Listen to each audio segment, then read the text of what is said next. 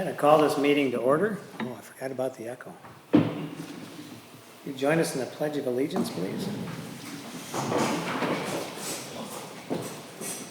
Pledge allegiance to the flag of the United States of America and to the republic for which it stands, one nation, under God, indivisible, with liberty and justice for all.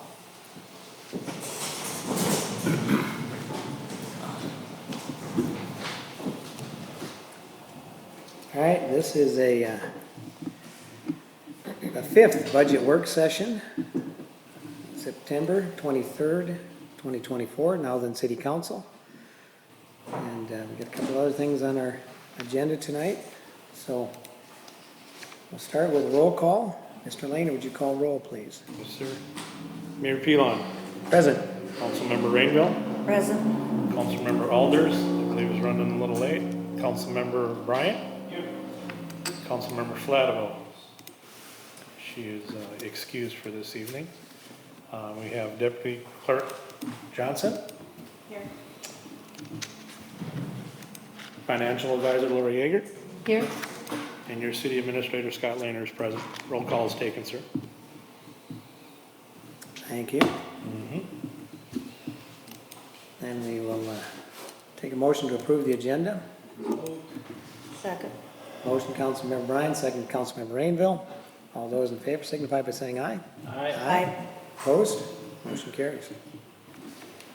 All right, the first thing on the agenda is to approve the resolution 2024-90, cancellation of debt.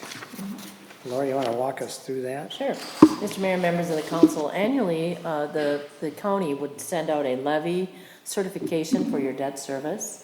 And because we have, the city of Nowthen has additional funds available in its fund balance for this particular debt, the 2019A, we are not recommending that you levy for the full amount. It's going to be a reduced amount in 2025. And so in order to do that, I have to cancel the entire debt levy and then reissue it at a lower level. All right. And that's what this is doing. We did the same thing last year too. How will that have any impact on this year's levy? Mr. Mayor, members of the council, at this point, no. I've already given you exactly what the levy amount is going to be, and that includes this debt service. The new amount of the debt service, not the 150,000 that they were saying that we were going to do. So the county had that we were going to levy 151,000, and we're only levying, I believe, 25,000 for this particular bond. I look here, my debt levy. Yeah, 25,775 is what we're levying for this bond. And so we're going to cancel the 151,567.50 Yes, and actually issue 25,775, or certified $25,775 for this debt. We have other debt that we're also certifying levy for.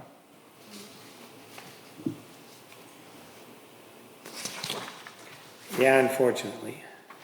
But take it where we can get it, okay? Yeah. So with that understanding, we have an RCA and a resolution 2024-90. We have a motion to approve the resolution. So moved. All right. Second. Motion, Councilmember Bryan, second, Councilmember Rainville. And I'm assuming there's no other discussion. Seeing and hearing none, all those in favor signify by saying aye. Aye. Opposed? Motion carries. All right, so we are continuing our discussion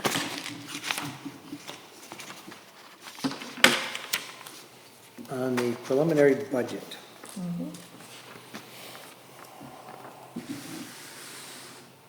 So we did work very hard to reduce expenditures and reduce the levy.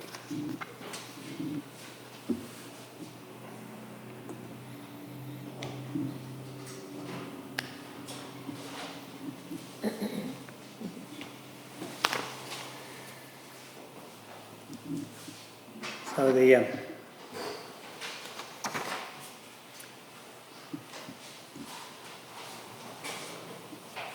so walk me through one more time, Lori, so we've got the reduced fund balance use. So last year we were gonna use 250,000, I believe it was. Yes. Approximately. Yes, And we reduced that by 181 and used 70,000 approximately. it's 71,915. Okay. Yep, So if we didn't use that, and you said last time at our meeting that that doesn't go back into fund balance, it doesn't change our fund balance because we never took it out? oh, you mean in 2024 you're talking? now? Yeah. Okay, right, Because, so as I'm looking at the numbers that we had, that we had come down to, we're actually, I'm sorry, so then I have to back up, so, after I got more updated information, regarding your current year activity, I'm saying you're gonna use about 106,000 in your fund balance, and in 2024. And that's As opposed with the to- most opposed to updated, I 70. think I said 60 or 70 last time, yeah. So every time I get updated information, we're gonna update this, but, you know, for the current information through, the middle of September, this is where I'm at. 106,000 is what I'm projecting the use is, instead of the 250. So yeah, $150,000 is still staying in your fund balance. We originally thought you'd be down to 50% of operating expenses in fund balance, and now you are going to be at 59% instead. And so now I'm That's projecting. for 24? After 24, we'll be at 58.7 at this point. I don't know, you know, there's going to be things that happen between now and the end of the year that I may not be aware of, or that I've projected low or projected high, so that number will change, definitely by the end of the year. So, so last meeting, we thought it was about 70,000 usage, now it's Right. 106. Yeah. What changed? Boy. You know, I just, let's see, what did I change? You know, there was just some additional expenses, I think, that came in that I wasn't aware of. Oh, man. Mr. Mayor? Mr. Laner? Larry, I'll try to help a little bit. We talked about the MS4 we put in there. We talked about the $15,000 for the code compliance that we put in there. So the things at the previous meeting that we talked about, and we approved the incentive program for the fire department, I think was in there. So those things that are brought up at the last meeting that we talked about were just follow-up from the council meeting where those were approved, but we needed to make sure that they were in the budget going forward. Yeah, somehow I found there was 27. And then you found something, Yeah. on your side too, I Yep, think. I yeah. did. I found, you know, I found 28,000 plus another 7, and I don't recall exactly where I found that. That we were gonna be using. And we can go back and compare what my projection was so 11,000 was the MS4, that was added. And, let's see, Well, you had the 11,000 in there, and then you added the 13,500 for next year, right? To well, get us that's to in the that's in the actual budget. What Right. Yeah, he's we're- referring to is the We're looking for this year projected. though, because Yeah. last meeting, It was 11 then, 11. we expected, at last year's budget, we were gonna use Right. 250,000 of the Right. fund balance. So I think what happened is the building inspections went up to 150,000 this year, is what I'm projecting. I got some new information regarding this year's expenditures. I can pull up, the only thing I can do is pull up my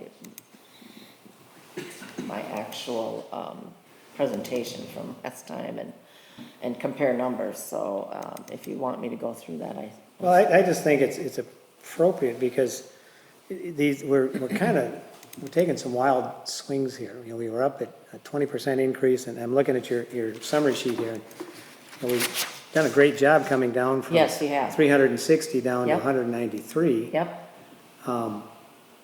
But it's like in this last meeting, we threw on some significant numbers expenditures, yes, yep, in that budget. yes. And then I was looking to see if we had 250,000 and we're only gonna spend 70 of it.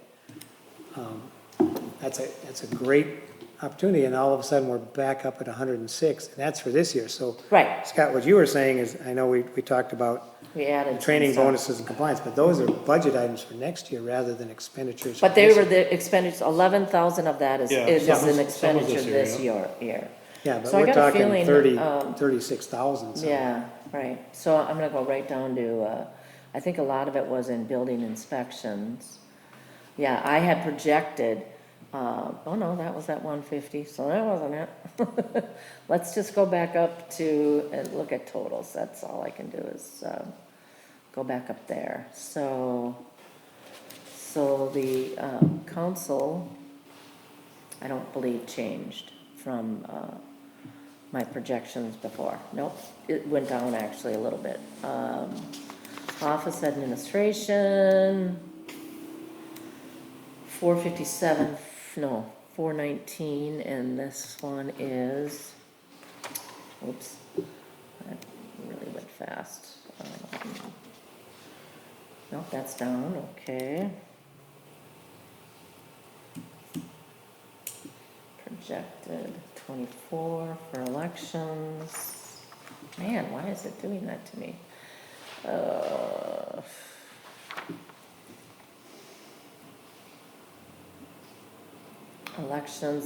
Elections went up by 3,000, so that was one area that I think I underprojected the part-time earnings there because of the next election. So originally I was projecting 16,000 in part-time, now I'm projecting 18,000. The overtime was 3,000, I'm projecting almost 5. So elections did go up by $3,500. What was the overtime? It was 3,000 I was projecting, and now I'm projecting 5. Basically 4,800. Mr. Mayor, So, Natalie? I can explain that. It's because when we did the budget last year, we didn't know we were gonna have to be open these other extra hours, the Tuesday night and the full extra Saturday and a full extra Sunday. That was not, we didn't know about those last year. Mr. Mayor, members of the council, you're still under budget for overtime. You budgeted 5,000, you're gonna be under 5. Over on part-time. Yeah, it's your over on part-time, yep. That's my projection, though, you know, Right. so that's, you know, this is all a projection, it's nothing, you know, so I don't know, you know, what the rehashing of this is going to help, how that's gonna help with the 25 budget, frankly. But the legal, I changed no, I didn't change that. Let's see, general government, I didn't change that. Planning and zoning, did not change that, I did not change that. Fire management, I believe that even went down. Nope, that stayed the same. Building inspections, stayed the same.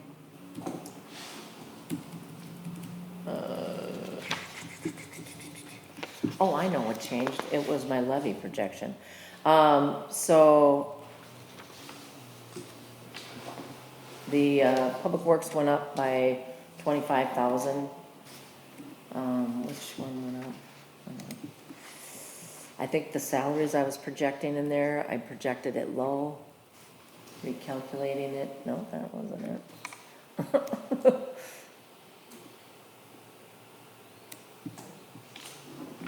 242, and I don't know what this is. 10, 16.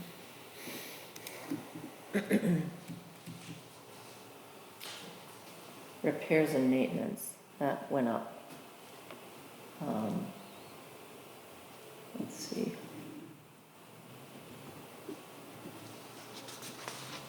$20,000 from 17. And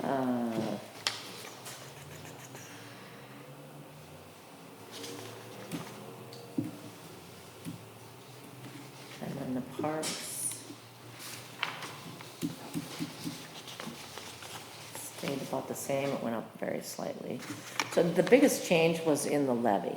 And so what happened was, when I did my presentation and we were working through the budget stuff, I had plugged a number in there that I needed to arrive at in order to get below 10%. And that 17,000 was plugged into my other spreadsheet. I had not plugged it in here. And so I had to reduce this spreadsheet, this levy by $17,000. It was already in the analysis that I did, and that's why it was under 10, but it wasn't in this particular spreadsheet. So I had to increase your fund balance use by $17,000. Nope, that was for the budget part. That wasn't for this projection. Oh my gosh, let's see. Yeah, we're looking at about Right, 35,000. right.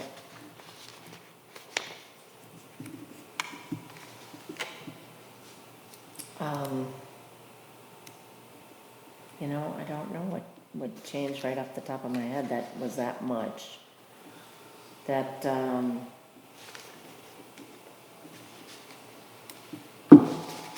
let's see here. 135, 124, that was 125, 110.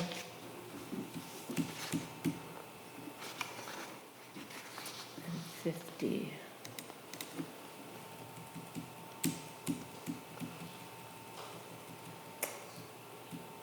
I don't know, I can't answer that question right off the top of my head because I don't know what, I changed multiple items in the projected column. Total expenditures went from 2,277,677 to,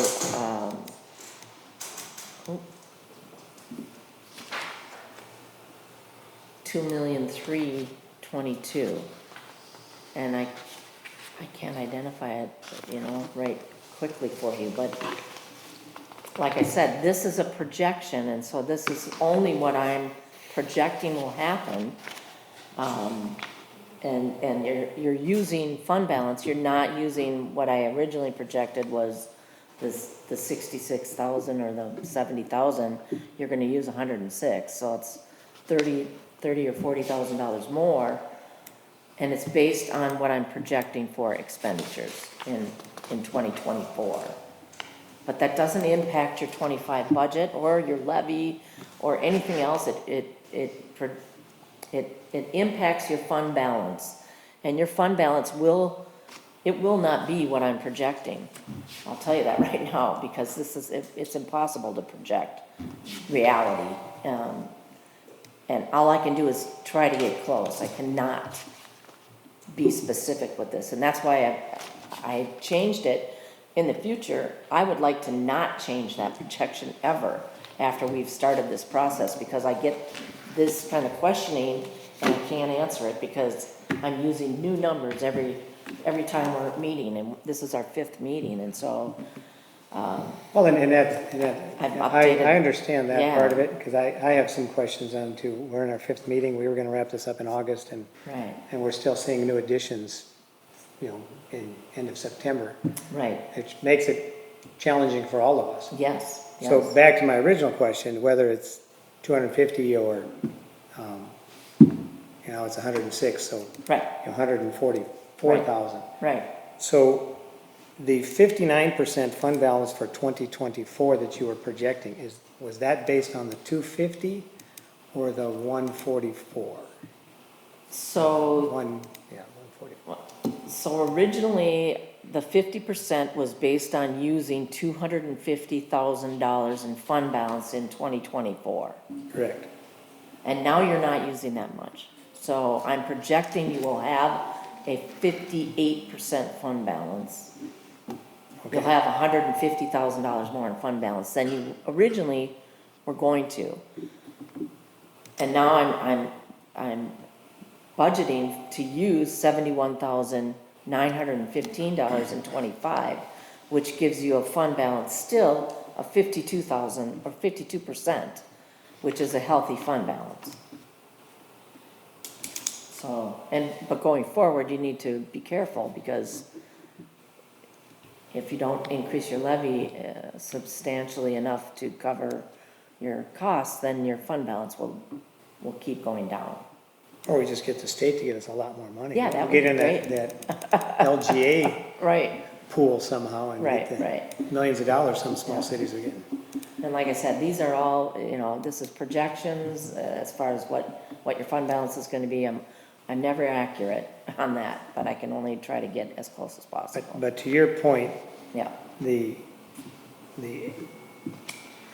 fund balance going from 50 back up to 58 58 in, for this year. yeah, yeah, And it's not affecting the budgeted numbers, the levy Right. increase of 10%. right. It's not affecting that, but it No. will improve the fund balance Going projection for 2025. That is correct.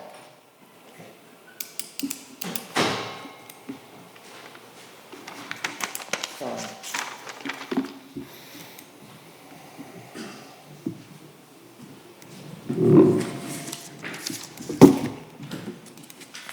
and ask them if I have the right analysis. Hold on.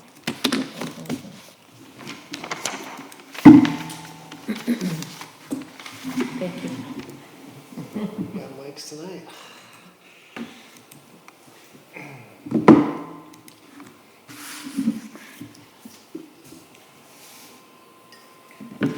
So on the new sheet that we got today, when we met last time, Scott, you had said that you and Andy at Rum River had gone through and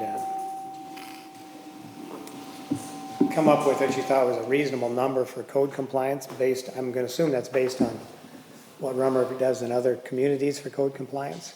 Yes, And so we projected, at last meeting, 15,000, and I see on this sheet it's now up to 20,000. there shouldn't have been. Well, Code enforcement, 20,000, it says here. Is that just, is there something else stuck in there? On page 2, And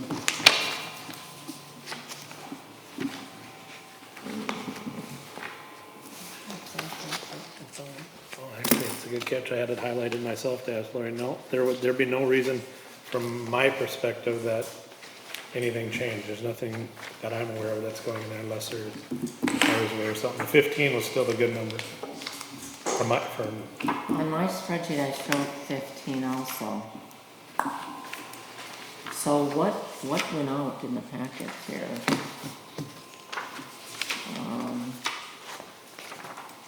You can look at Shani's there. I'm looking at this one.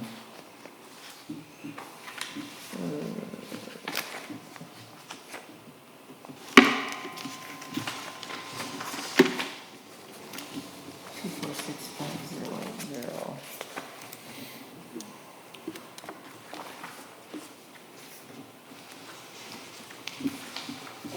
Oh, that's right.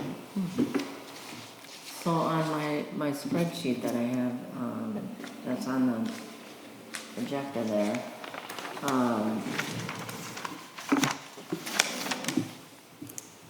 where's my planning?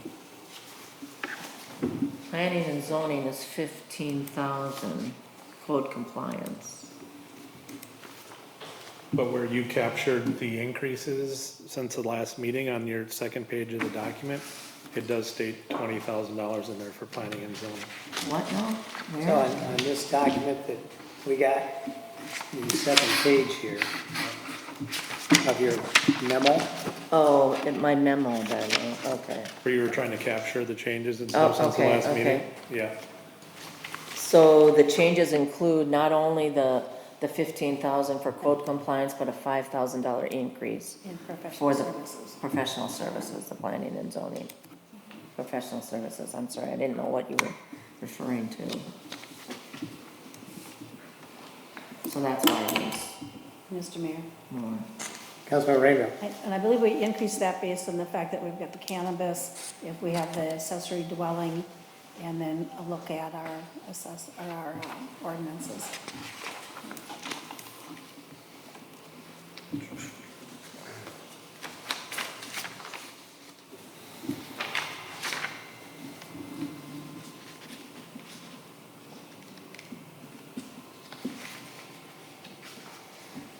Well, I know we went through it with a fine tooth comb. We're knocking hundreds of dollars out here and there, and we've added some thousands and tens of thousands. We're still sitting at a projected levy increase of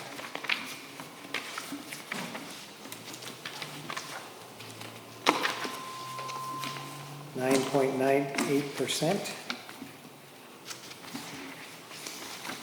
With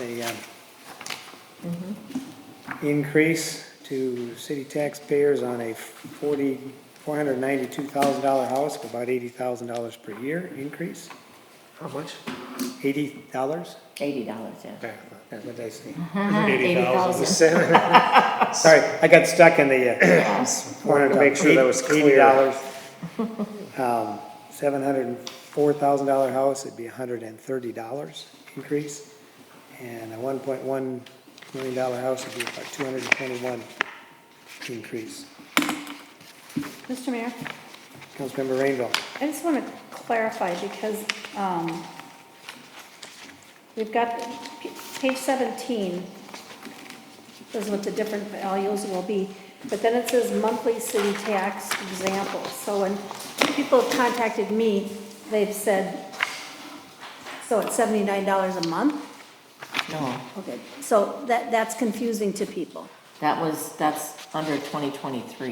So under 2025, it's $90 a month. Okay, So I'd asked Scott about this before too, because I got confused. yeah, people And- think that these are monthly increases, but they're not. It's their No, monthly. it's their monthly total. cost. Monthly total. Yeah, So in the average home back in 2023 was $460,000. And their monthly tax from the city. Now, we have Right, to remind just- people, there's still county and school boards out there, so. But the monthly tax from the city was 79, and in 2024, the average home was 479,776. So it's $83 a month, and now our average is 491,760. So that's $90 a month. And that's your monthly city tax. For And the the entire. increase is $80 a year, a year total. yep. So, not quite $7 a month, So, Mr. Mayor, which is what it reflects on it from 83 to 90. Yes, Councilmember Rainbow. so to Ms. Yeager, for 2025, when we, or excuse me, in 2025, when we start to work on the 2024-26 budget, Yes, can that be spelled out better here? Sure. Because again, people think that's,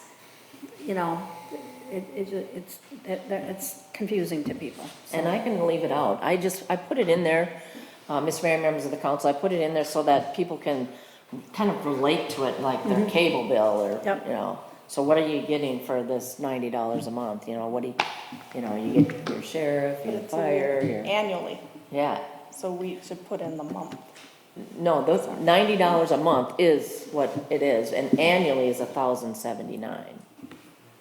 So, If you look up I top, will, and it's it because says- you're not, most of us aren't reading straight down. right. The taxable value in 2023 was 479,766, and the Right. annual city taxes on that property would have been 998, Correct, or $83 a month, yeah, if you look down below. yep, So the lower one is what it would be per month, the upper one is Annual. what the total is. So Yep. now that same house has gone up in value, so the annual taxes on that are $1,079, and the monthly on that is $90 a month. And that's about an 8% increase on that level, 8.5% on the $700,000 house and $1 million, you get 8.3. Little break there. Thank you. All right. Any other questions on that?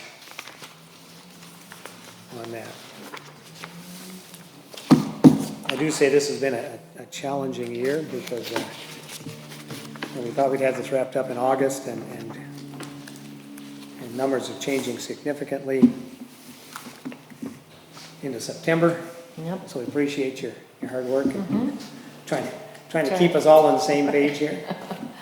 But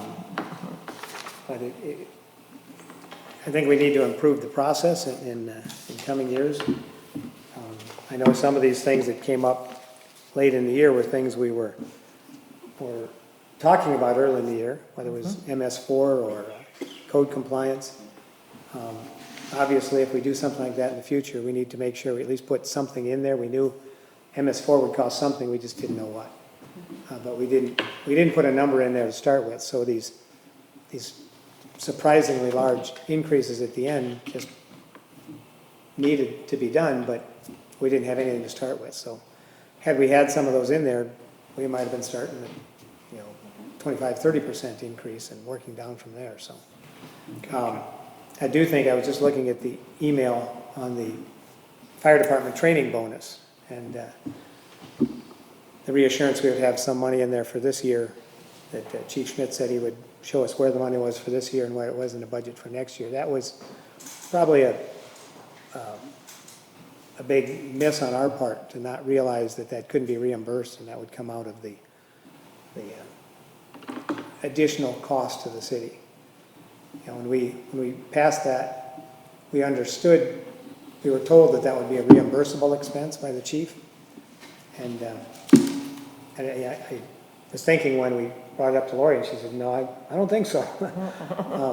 In hindsight, yes, if that was a reimbursable expense, I think every city would be paying $10,000 bonuses to get firefighters trained. And the city has the state has a lot of money, but not that much. So, but those are things we need to take a look at early in the year, so they're not surprises as late as they are in this cycle. So, all right. Any other questions on the numbers we've been beating up for 5 meetings?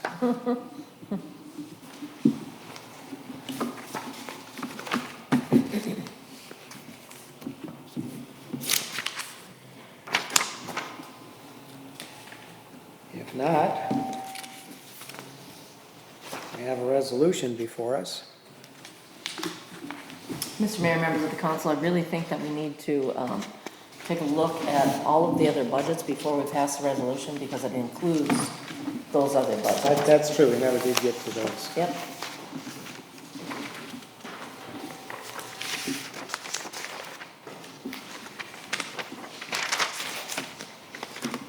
So you want to walk us through, Lori? Yes, Mr. Mayor, members of the council, the first one that I have up here is the recycling budget. And as you can see, historically, we've gotten additional grant money from the county for activities in recycling. Mary just notified me that our grant amount is $29,875, and you get an additional $20,000 if you do particular activities or spend a certain amount of money. And so I've actually over budgeted, I believe, the revenues in here. I have $39,500. I would like to reduce that to the $29,875, knowing that if you spend additional money, you will get the extra $20,000, but it changes your fund balance use to $15,000 rather than the $6,000 that's down there, or $16,000. So what do we have to do to get the extra, did you say 20,000? Yes. Mr. Mayor? Is this that Sue Dowell's spreadsheet? So, Mr. Mayor, Councilman Rainville. our grant, the base grant money is based on the items that we accept at the recycling center. and a portion of our expenses and a portion of our labor. Sue has been helpful in trying to help me move labor around so we can get more additional reimbursements for that. But it's not, the grant isn't designed to help you pay 100% of your operating costs. We increased the number of things we took, which helped us get some additional points. But based on our size, we're not gonna get the big dollars that some of the other cities do.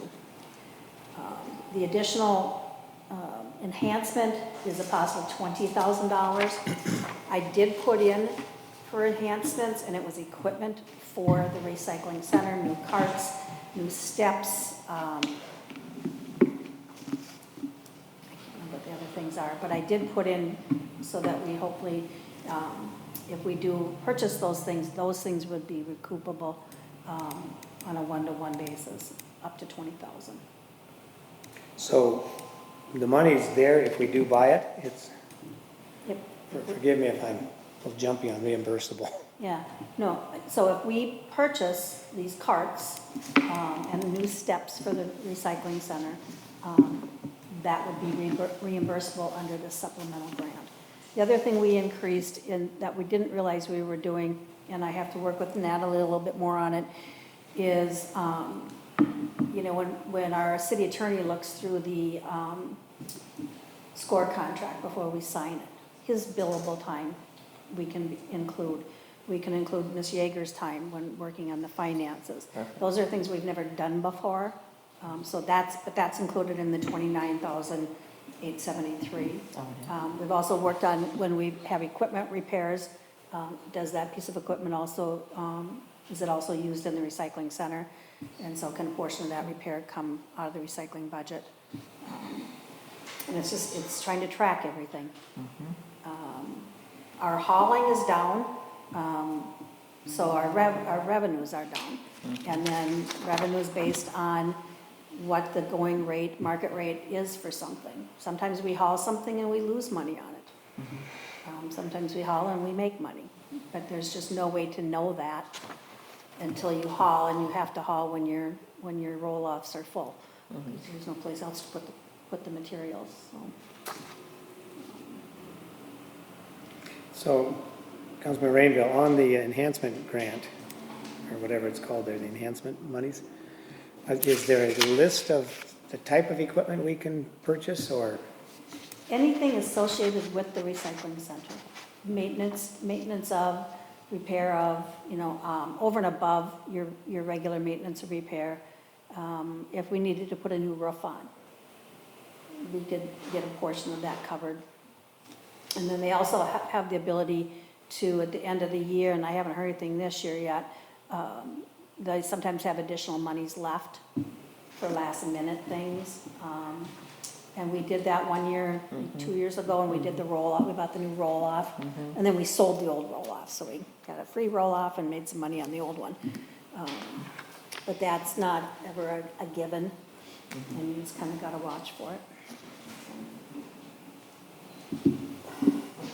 All right, so back to the budget-wise, so with the reduction of almost $10,000 in revenue, Right. it puts us down 53.5 or so.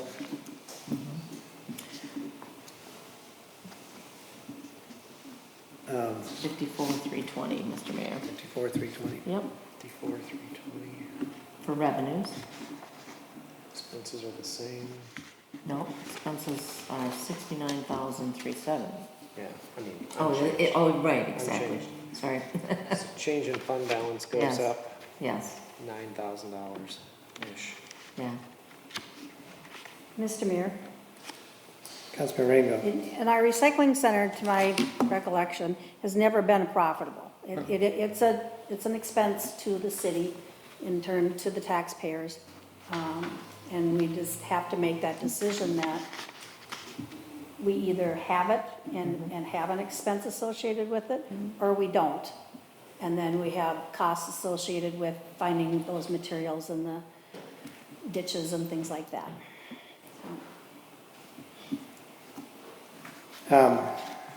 So So the new fund balance right now, we have 21,904. We're taking about 9,000 off of that. It'll be 12,279, but that's, that's with my projected revenue this year of 39,000.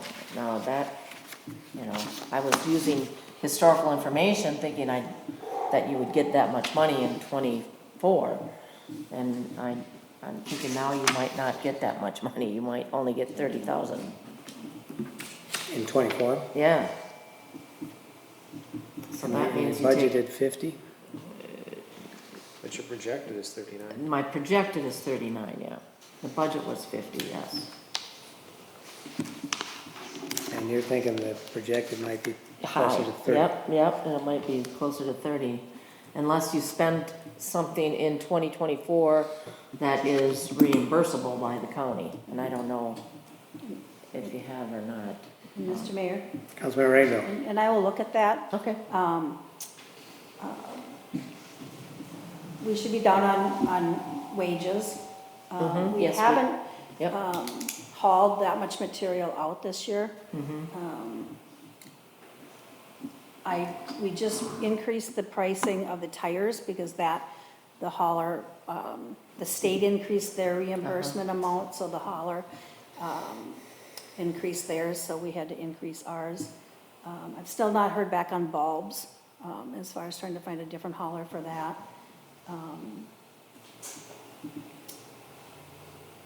But again, it's not a revenue generating entity. It's not an enterprise, but an entity. It just isn't, so. Well, most of, we've never actually wanted it to be a revenue generator, obviously. We wanted to break even. It's kind of, it's the same philosophy we have with our contracted services, wherever we can break even. We're not trying to make money on building permits. We're not, we certainly aren't trying to make money on code compliance or anything else like that. We want to minimize our expenses, and this was one where we tried to break even. Easier to do before COVID when we had volunteers from the county, or forced volunteers from the county to come out and keep up on some of this. It is much more difficult. It's a much better run operation over there, a much cleaner operation than we ever had before, but it is more costly. So, and again, late in the game to be having that discussion whether we want to philosophically keep doing this, if there's some other way of breaking even, or if the residents want to continue this. I think when you've been over there tracking where the users are coming from and looking at the early numbers earlier in the year, this would have more impact on people that don't live in Now Then than those that live in Now Then. I think those that live in Now Then would be very concerned if it wasn't there, but the majority of users are Now Then residents. And so it's a discussion we have to have early next year, whoever's in these council seats. Do we want to keep funding recycling for non-Now Then residents? So we're going to keep our parks free to everybody, but majority of those users are Now Then residents. Is there something we can do to still benefit Now Then residents, but charge fees for people that aren't Now Then residents? But, the levies due this week, so we won't be having that discussion. But it's something that we certainly can still have yet this year, Yes. impacting next year, because if we're going to keep subsidizing, we want to make sure that's good for Now Then residents. Mr. Mayor, Councilmember Rainville. and for those items that we are charging for, whether you're a resident or not, you are paying. So it's the items we don't charge for, which is the glass, the scrap metal, cardboard, aluminum cans, plastic. And I don't know how you would, if your choice is to bill non-residents, I don't know how you would, is one grocery bag $3, or is it, I don't know how you do that. I certainly don't have an answer to that right Yeah. now. It's a completely different discussion, because when we started this, you could make money on cardboard. You certainly made money on aluminum cans. I mean, there are things that we maybe cover our hauling cost, or sometimes we even lose money on it, or before, there was a real demand for those, even plastics, and we didn't lose money on them. But the market has changed, there's just not as much demand for the recycled materials. You know, we used to fight people for cardboard, because they could bring their own in and make money off it, so. Yeah, it's a changed market, and we just have to, and again, I'm sure that other people in the county, when you get together with the county officials, are finding similar things. Yeah. So we just have to decide if we can't make money or break even on certain things anymore, do we want to keep taking those? Or make sure everybody in town has a recycling bin and put it in there. But for right now, we'll be reducing our fund balance to 279. And so the fund balance we've been carrying over here, we're getting to a point where we can't take double-digit losses anymore. How do we build that fund balance back up? Mr. Mayor, members of the council, if no changes are implemented in regards to staffing or hauling costs or other revenues, the only way to increase or pay for these things is a transfer from the general fund. That's taxpayer dollars. Yeah. And that's when I think you'll start getting pushback, if taxpayers are paying to subsidize. Right. But at this point, we can clearly say, no, as of yet, taxpayers are not subsidizing. We do have for those people that aren't familiar with the fund balance, that's our savings account in this area, and we still have reserved funds in there, so. Yes. But we do want to, and I appreciate Councilmember Rainville, all the work you've been doing on this to control cost, reduce expenditures wherever you can, make sure you're getting whatever you can from the county, and then helping us be alert to where we need to increase fees to cover the increased cost from the various people we're hauling away with. So thank you for that work and to keep us as close to balance as we can here. So. Mr. Mayor, Councilman Bryan. 2 questions, probably one for Councilmember Rainville. So you were saying that repairs and maintenance theoretically can be reimbursed? Yes, Mr. Mayor, Councilman Rainville. Councilmember Bryan, your routine maintenance and repair at the recycling center comes out of that $29,000. So have we looked at the 2,200 in repairs and maintenance, and has any of that been submitted for reimbursement? We put in a reimbursement request in July for January to June, and then the next one is for July to December, and that is due the end of January, along with our tonnage reports and our reimbursement reports. Just double checking. The second question was. And Go ahead. okay, and anything that Natalie has provided me in a detailed budget, that has been included in. So, yep. And the other question was, talking about cardboard, I see that we're projecting to do almost over $3,000, but we're budgeting for 2,000. If we just cut off 10, that's 1,000 that we theoretically can get back. So, If that's what we want to do. Run that by me again, Councilman Bryan. Under revenues, we look Yep. at cardboard. We're projecting to be over $3,000 in cardboard. We know that cardboard isn't really stopping or cutting back, but we've only budgeted 2,000 revenue for the year, for next year. And the actual in '23 was 1,100, but the actual in '21-24 was 4,000, 4,700. And I know the way we changed cardboard, that we're putting it inside and they're paying us a little more, so. I'll at least throw it out there that there's 1,000 of the 10,000 that we theoretically could make up.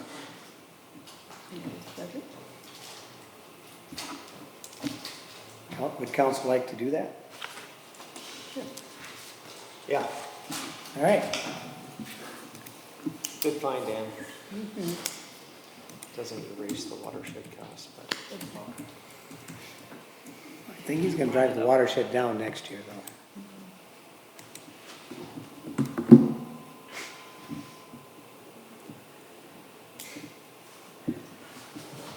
Alright. Yep.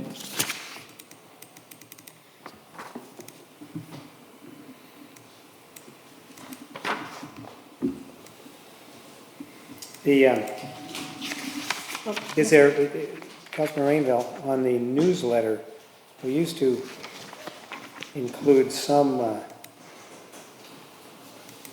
benefit to that because we are advertising in the newsletter. Is there any expense that we can cover because we're, twice a year we run the So Mr. coupon and the special? Yeah, so Mr. Mayor, That's my brain bill. the newsletter, we were putting requests for payment, reimbursement for the articles that we were putting in there. And then we were told that those have to be approved by or directed by the county for them to be reimbursable. So I have to work with Sue. So for the spring newsletter, we'll work with Sue to get specific articles from the county. Then that portion of the newsletter would be reimbursable. But just our stuff, and back to revenue. So one of the things we've been doing is twice a year, we have the recycling events, and we give them the free tires.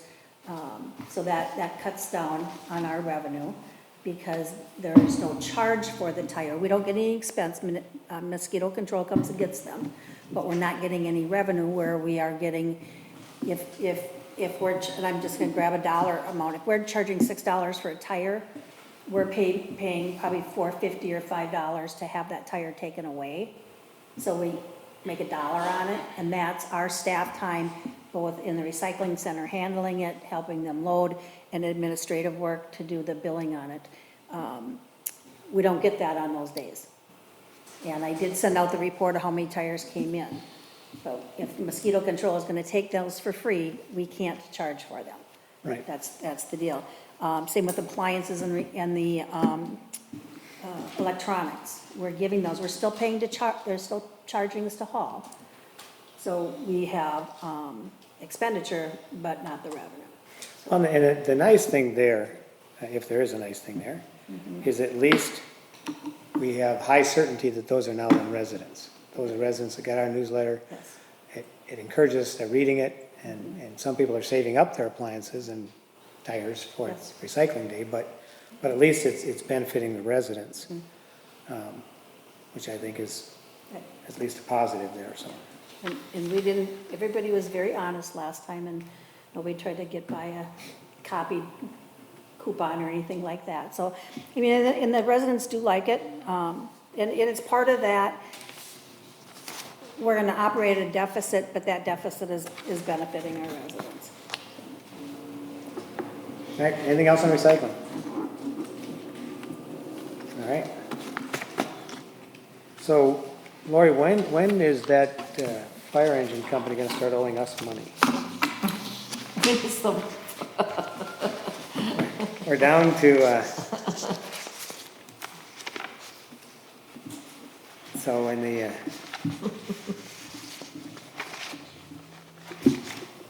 so I don't know, I was looking at this at the fire engine debt revenue, but that's the, Well, Mr. Mayor, Mr. Mayor, members of the council, the next budget is the gambling contribution fund. It's a special revenue fund that was established in 2023.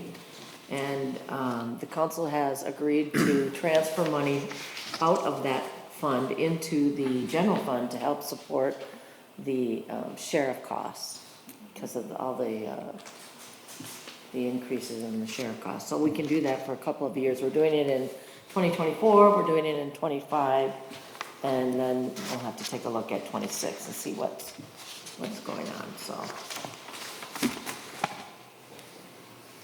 so, right now, when we established this fund, we used to get a resolution showing what was coming in from charitable gambling. Okay. And it was expressed to the council that now that we have a fund set up, we don't need to accept those charitable gambling funds by resolution. Okay. And I was in a conversation with one of the finance directors at the league the other day, and I mentioned that because I was asking in particular, could we set up a fund like that if residents wanted to pay more in taxes? If they wanted to voluntarily submit more, like we do with the gambling fund, but they said, we would like to see more funds going into accounts with the city. But not everybody wants to pay more taxes, but some people do. Sure. Could we set up a fund like that? They said, absolutely, you can do the same thing. But they said, you still have to receive it as resolution. Okay. You can't solicit it, but, and I said, well, we don't on our gambling. I said, no, you have to. Okay, Those funds have to come before the council, they're gifts to the city. okay, And so they do need to come through as a resolution.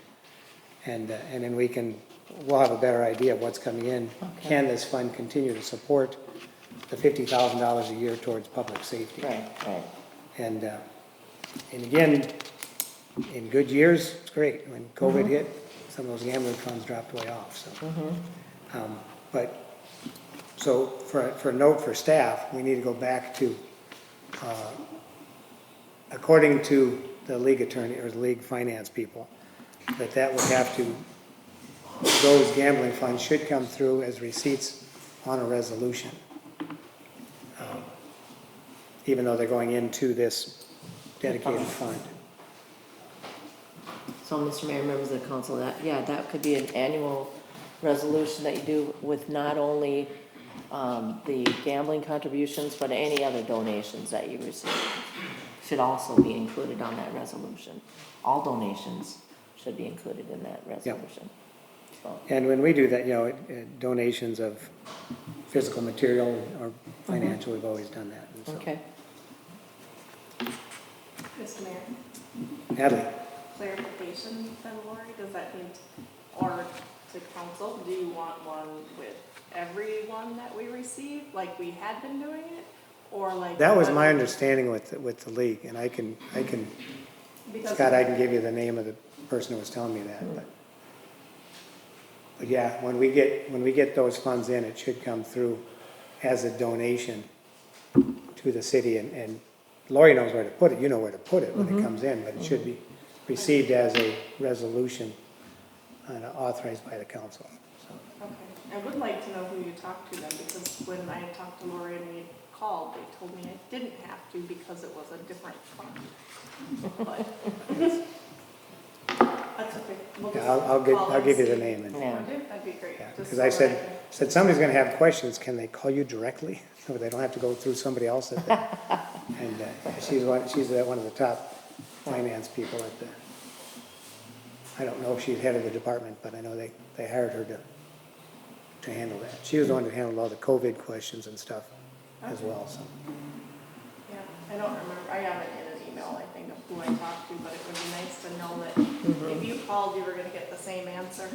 Yeah, that's why I said, can they call you directly, so that they're not running around, because same thing, if people did want to contribute above and beyond their taxable amount, we can set up accounts for that as too, but you just said make sure you receive it as a resolution, and it's not something that you solicit, that they voluntarily want to pay more. Okay. All right, but for right now, we're good for the 2028, 2025, looking at 28,000.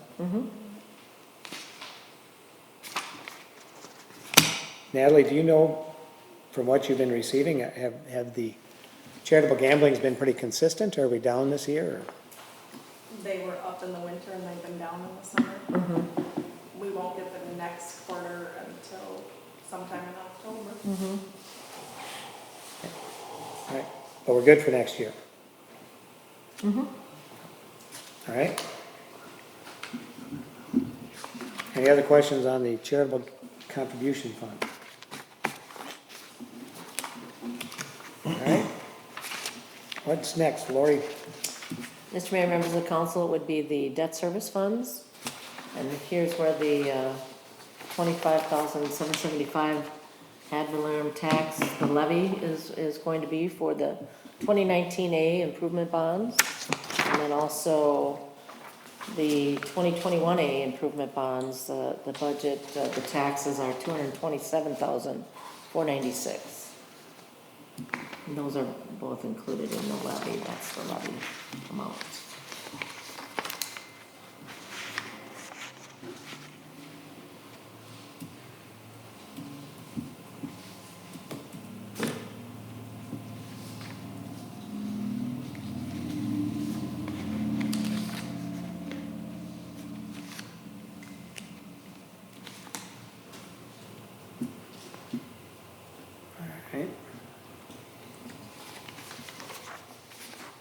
And the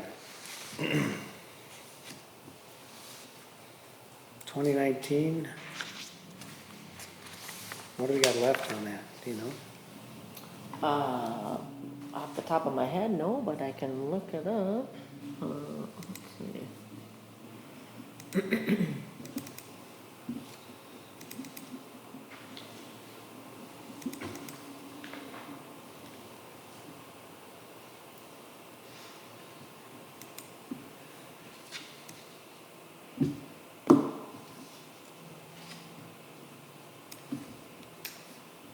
Okay, we still owe, with interest, 835,000. Through 20, from 2025 through 2030. And then for the 21, we still owe, including interest, oops.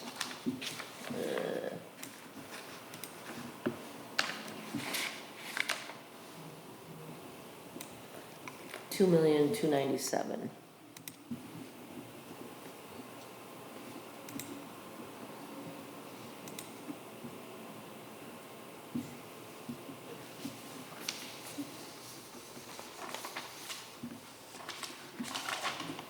Right, and that one goes through, it's 25 through what? That one is through 32, and the other one is through 30.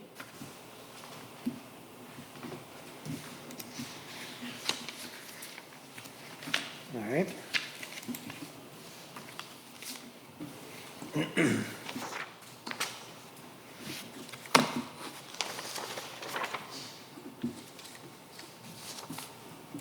And we're on the fire engine debt, we're It's all done. done. Yep. All done.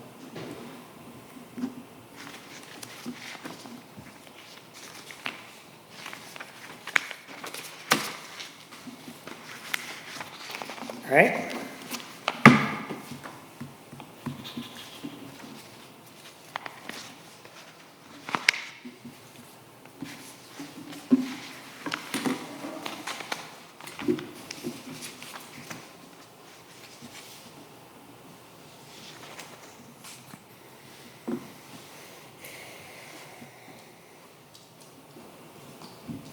Anything on the park or the turnout gear?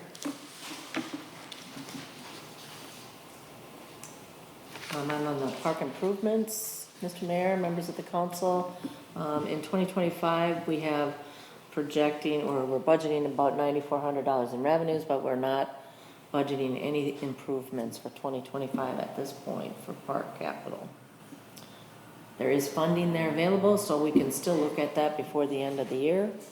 If you have an opportunity to look at that again, but at this point, we don't have anything budgeted for that.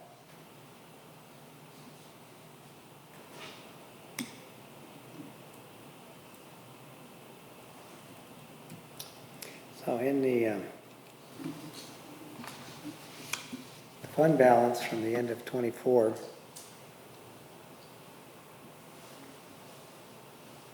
we using the projected number? Yes, Mr. Mayor, yep, that's correct, And then we're adding 9,400 to that to come up with our, 232, that's correct. all right. Turnout gear, anything on there we need to know? No, General Care is the 7,500 coming in from the general fund, and they budget $7,500 to spend, and some years that can be higher or lower, depending on the number of new gears that you need for your firefighters.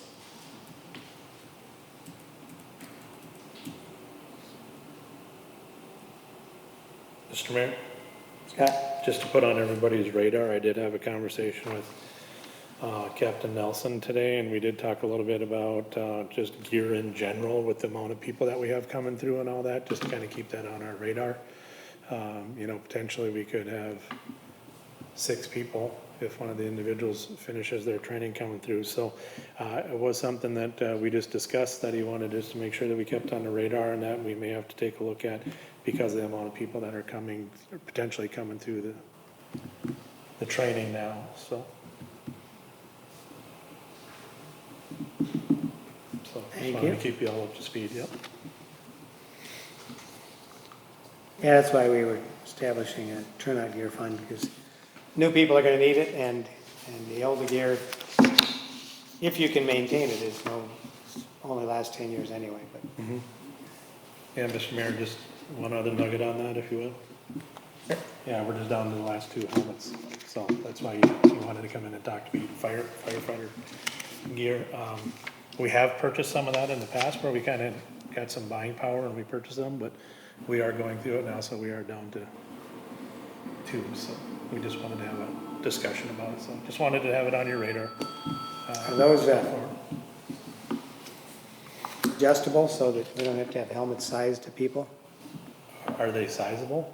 Yeah, Yeah, they have the adjustable they have the inside adjustable webbing, if you will, that's what we call it or whatever, but so it isn't, yeah, they are adjustable for size, yeah.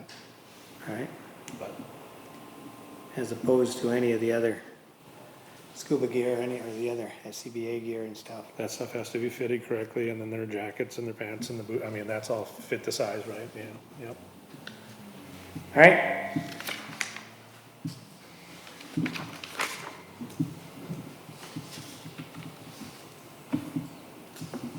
Building improvement revenues, expenditures. Mr. Nothing Mayor, planned for yeah, 2025 at this Yep, point? That's correct. Again, you can change that up till December 31st, or not December 31st, December 13th, I think, when we're doing the budget approval. Or 12th, I don't remember.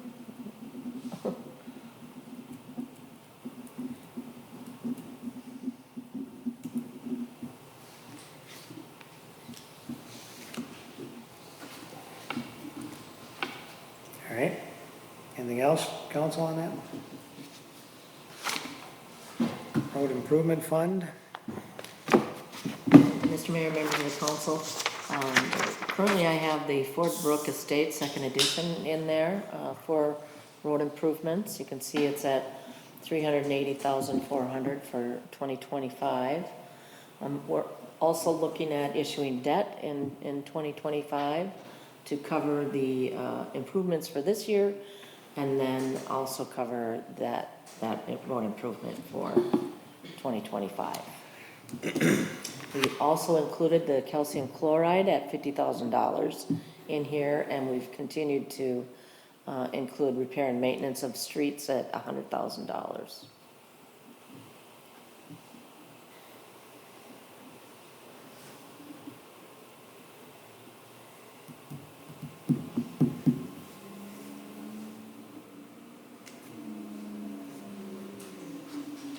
Anything from council? All right.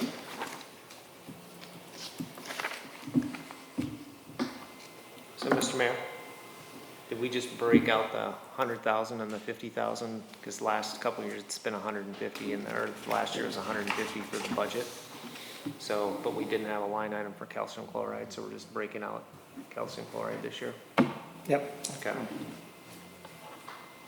And future discussion, we probably want to talk about what the repair and maintenance, because that's something that just came up last year. That was the first time our engineer said, you should put something in here for that. So we should identify how that should be spent based on, we do have, in our public works, we have a patching program, we have some other things there. So what is this for? But at this point, we started doing it last year, and we just decided to put the calcium chloride in that budget, so. Yep.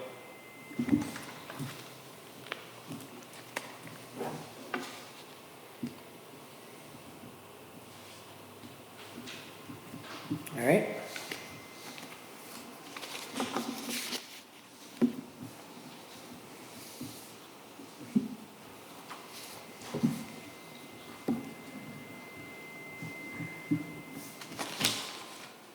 Equipment replacement. Mr. Mayor, members of the council, the only thing we have here is hopefully the fire engine will be delivered and we'll pay our final amount. The amount due is actually 40,000, but we're anticipating a refund or a credit based on the fact that we prepaid for this fire engine. And so, that is what we're So planning. that's why we're anticipating the 16,950? Yes, that's correct. So we've been on the books for 3 years with this, and there's a Yes. cashback, 3% cashback. Right. And so this is with the most recent June included.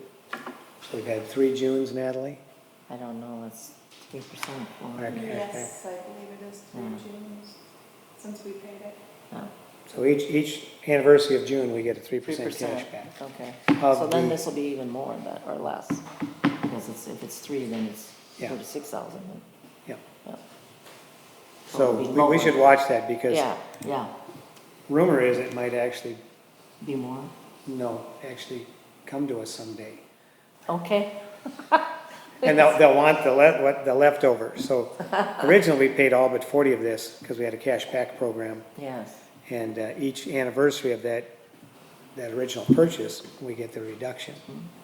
and Yeah, Mr. sure. Mayor, at the time, the interest rates were like 0.5%, now they've changed, so. Yeah. But, so we did really well up front, and then now it's a little different, so hopefully we. Well, and we had no way, No. obviously knowing interest rates, but no way knowing it way. would take this many years to Correct. buy a truck. That's correct. So we did good up front, and they did bad by not getting that thing to us, so. Right, But if we can get that under $17,000 yes, payoff, that will be beneficial as well, so. yeah. All right, anything else, Lori? No, that's it.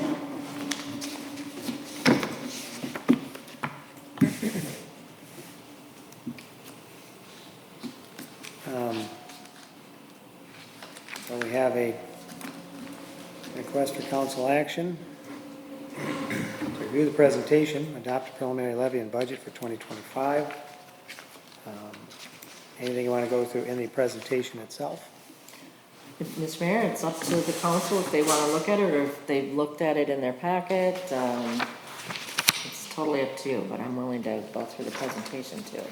Mr. Mayor, Councilmember Bryan? one change that I noticed was that we're saying that the meeting starts at 7 o'clock, where council meetings are starting at 6. Oh, they Yes. have, I'm sorry. I did not know that. Yes, the truth and taxation is 6:01. Okay, Can't start before, okay. By 6. but yes, it should be. At least one thing that I noticed that I just wanted to make, Thank you. I didn't know. if we're posting anything based off that 7 o'clock time, that it usually would be 6:01. Okay, I will change that. So And then we the- should address that this evening too, when you do the resolution, because that time slot is included in there.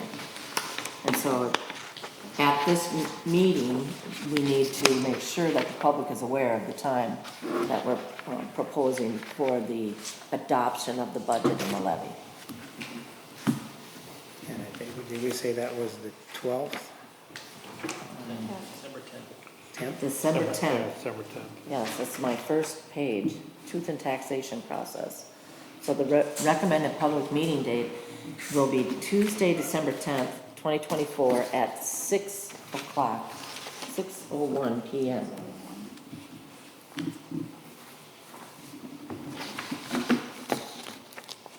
Unless there's a continuation meeting, that the final levy and budget will be adopted on December 10th at 6:01.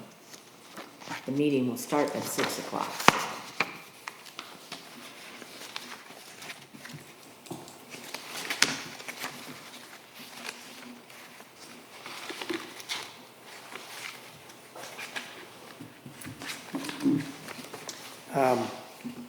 One item there is, we still, our next agenda item will be the fire chief. We do have salary and benefits going up $69,280. Part of that's new fire chief, part of that's 3.5% increase for staff. And I understand we can always reduce the levy If Yes. we decide the fire chief is not going to be a full-time position, we can reduce the levy. We just can't increase it. That's correct. Um, And Mr. And Mayor, we've members always of talked about going back and visiting these again Right. afterwards. the- Right, I think this year we should, because at 10%, I'm still not comfortable that with all the changes we've made late in the process, that we've nailed it right, but, and certainly with the fire chief situation still in flux, that could come down, reduce, would reduce the, well, would it reduce the levy or just reduce the If- fund balance? Mr. Mayor, members of the council, that would be determined by you. You would determine whether you wanted to reduce your levy or amend the amount of fund balance use by any savings that you've incurred.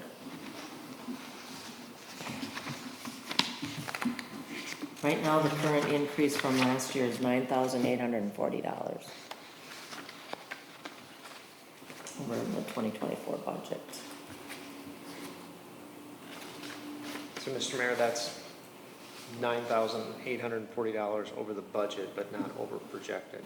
That is correct. Correct. That's correct. Significant difference then.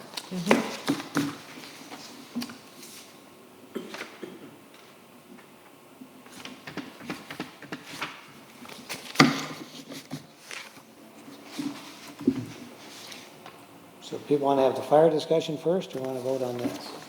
Let's wrap this up. Pardon? So let's wrap this up. Okay. Mr. Mayor, and members of the council, I'd just like to announce that the preliminary levy is going to be set at $2,129,366 for 2025.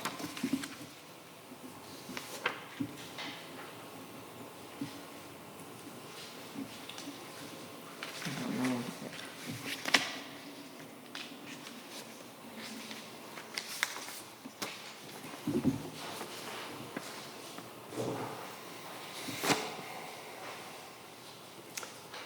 So, Mr. Mayor, Councilmember Alders. I would make a motion that we approve the resolution adopting the preliminary levy of $2,129,366 with the Truth and Taxation meeting on the dates discussed to move the city forward for the 2025 budgeting. Second. Have a motion, Councilmember Alders, second, Councilmember Bryan. Any other discussion? Seeing and hearing none, all those in favor signify by saying aye. Aye. Opposed? Nay? Motion carries.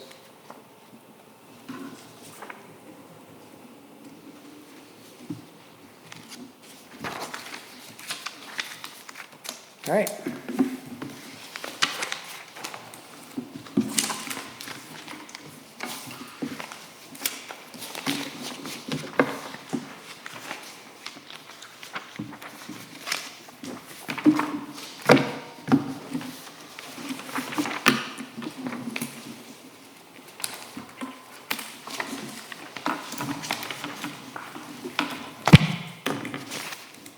Let's see this in the Thank you.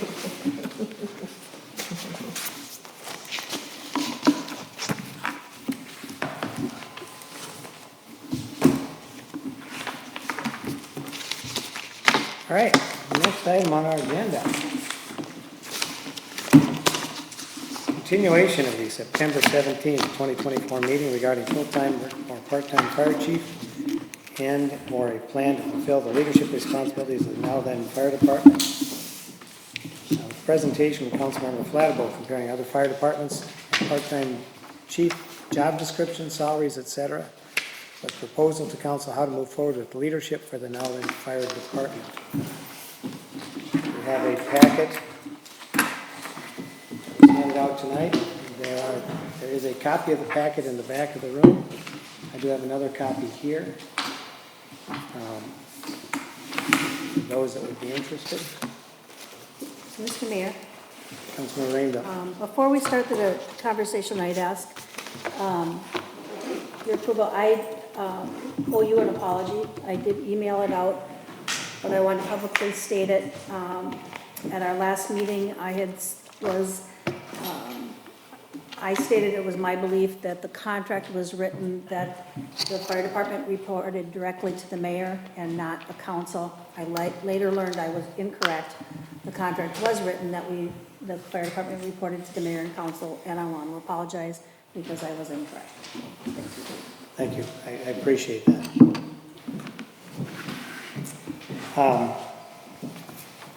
So as the council has been informed, Councilmember Flattabo has been actually in the hospital since last week. And so she had taken on this project to, as stated in the agenda, to come up with a comparison and proposal. I was informed today so that I'm stepping in to her stead, so I have prepared this packet accordingly. I did get an email late today that Councilmember Flattabo had worked with the league on a number of other cities. They targeted cities 3,500 to 5,500 in residents to try and get some other numbers. So she may have had a more complete packet than this, but I think this is reasonable to move forward with our discussion. Based on the research from the limited number of cities that we have here, the expectation, the discussion that was had at the last council gathering was if the city decided to go part-time fire chief as opposed to a full-time position. You guys both have these? Okay. As opposed to full-time, who would pick up the additional responsibilities that were posted for the full-time position if we only went part-time? Looking at these three cities here in particular that we have job descriptions for, and talking with some other chiefs and officers at other fire departments, the understanding is the job description that's in this packet that was provided by Chief Schmidt this last week would be capable of being done by a part-time chief without additional necessary help or any of the items on that job description being neglected. Looking at the three job descriptions that you have in front of you and the comparable cities, that does seem to be a reasonable statement. So as I said, I've put together a packet in Councilmember Flattabo's stead, comparing as requested other part-time fire chiefs' job descriptions, salaries, etc. So with your packet, you will have a job description for the city of Laverne, city of St. Michael, city of Oak Grove, and the city of Nowden. So all those job descriptions are in there. Population, Laverne is 4,996. St. Michael is 21,034. Oak Grove is 9,179. And Nowden is 4,536-ish, depending on who's coming and going. Laverne households, I didn't make this note in here, but they have about 2,200 households in Laverne in those 4,900 residents, and extra lots and buildings, businesses, about 600. So they service about 2,800 properties there, and they also cover 7 of their surrounding townships.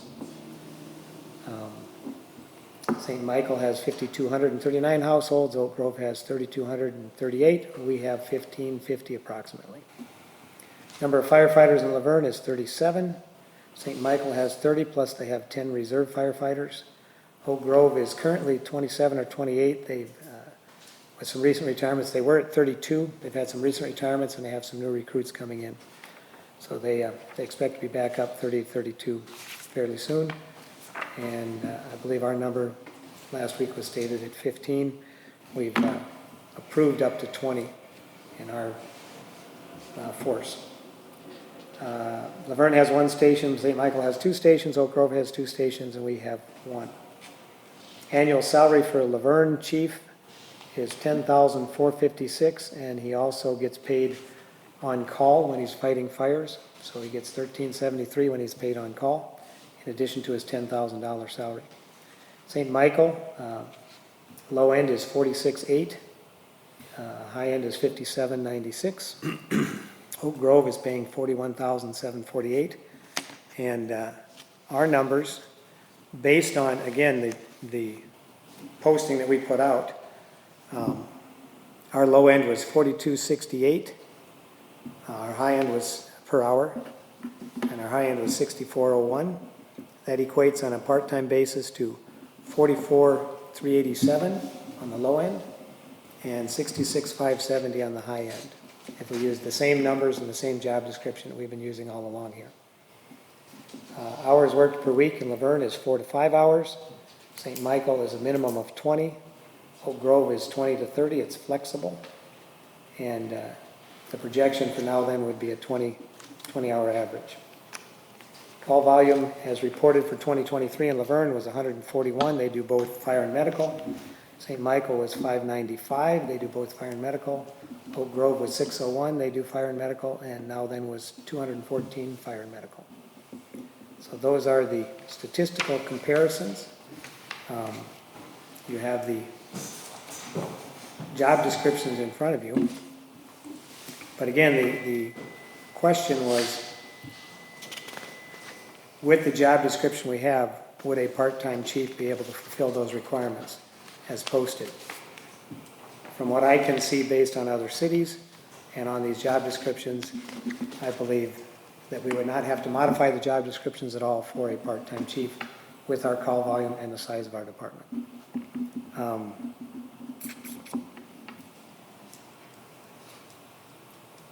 If we were to propose a part-time chief, I would suggest, as we say here, averaging 20 hours, annual salary equivalent of half the full-time position.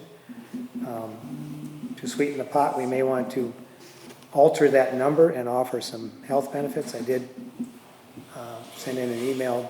Did you get my email on what health benefits cost? I did. So I think there would be some potential discussion there if somebody is coming in and would like health benefits.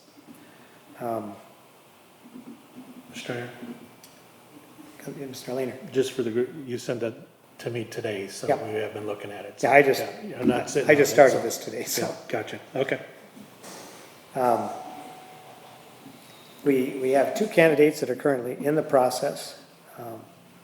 As I understood from the email we got from Mr. Lehner, that they were willing to stay in the process, waiting for the council to determine what the requirements would be from a job description, from a wage and an hourly expectation, how many hours they would be expected to put in. So they are currently waiting for our discussion tonight. As I said, I would expect that the job description would remain unchanged. The difference would be cut the hours in half and cut the pay in half. Mr. Mayor? Hang on one second. Okay. Okay, go ahead. Just heads up, so Mark McAllister's reached out to me and they will have the report. They told me midweek this week. So once those reports come back on those two individuals, if we have the additional information that you're talking about, and if anybody wants to take a look at the assessment that was done on either one of those individuals, they can contact me and come in and do it. It's not something I can send out and all that kind of stuff. So if you want to take a look at it or you want to put your eyes on it, just let me know and I'll make them available. I will send out an email when I finally receive, when I take possession of them. But it is sounding like it should be midweek this week is what they told me. I have not seen anything obviously yet, so that's just a PC maybe you want to be aware of. Mr. Mayor? Councilmember Rainville.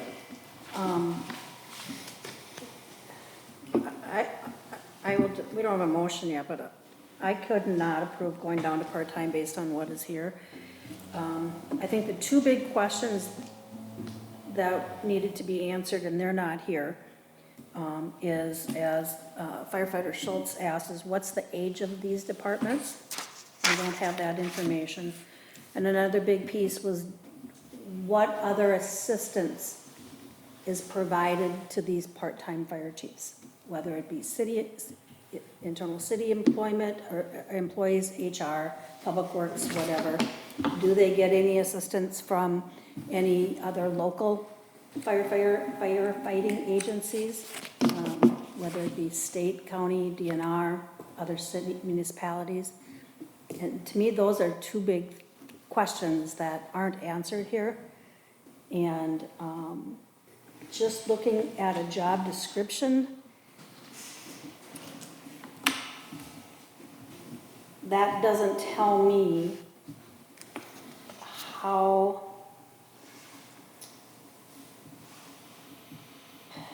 to say it, how detailed this chief would be in these other cities, truly how involved they are. I understand that Councilmember Flattable cannot make it, and I get that. But to me, the two big questions was the age of the department, and then what type of assistance are they getting so that they are able to just have part-time fire chief. And so my initial conversation with those, the St. Michael fire chief at 21,000 residents, 595 calls a year, and 30 firefighters in 2 stations, they do have some administrative help to do some of the paperwork. The other ones, actually, when I asked the clerks responding or the administrators responding, they are doing all the work in their job description themselves. I was quite surprised at Laverne because, again, you're doing 5,000 residents. You don't have that many call volumes, but you're also handling 7 townships as well as the city of Laverne. When I asked, who helps get things done? And they were just kind of like, what do you mean? That's the fire chief's job. Everything on the job description is the fire chief's job. So there was some administrative help in a city that's 5 times bigger than we are, and significantly more call volume. The other thing is you can get into the weeds on this. We don't have railroads. All of these have railroads, rivers, lakes, and significant highways going through that we don't have. So yeah, is it a perfect example? Age of the department. I considered that. Again, I've had a small pool to work with here, but being that we are the newest department in the state, if you're going to hold out for age of the department as a determining factor as opposed to the responsibilities and the volume of work that's necessary there, I don't know that factored in at all to the candidates that are in the pipeline right now. Nobody asked the age of the departments they're coming from. So I don't know how that factors into the chief, unless we go back to the ones that are in there and say, well, what's the age of the department you're coming from that you weren't the chief at? So I don't know that if you're saying that's the stumbling block, then I'm not sure we can ever get over it, because you'll never find another department at 3.5 years. Mr. Mayor? Councilmember Rainville. I agree. I get that we're a new department, but I think that the fact that we are a new department, there needs to be more of a management structure for those firefighters. And that was something that was specifically asked of a firefighter, and we included it in the direction given to Councilmember Flattable. And also the issue of what other assistance do these agencies get. And without having it in writing, to me, I don't have anything, so. Council's prerogative.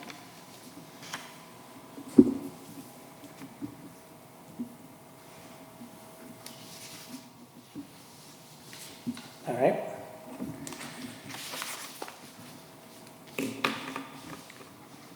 Mr. Mayor, Councilmember Bryan. what was the numbers that you were, that you were using for now then? The posting that went out was, the low end was 4268, which was the equivalent of 88.7 for full-time, 44,387 for part-time. And the high end was 6401, according to the posting that we had, which on a part-time position would be 66,570, or double that for full-time.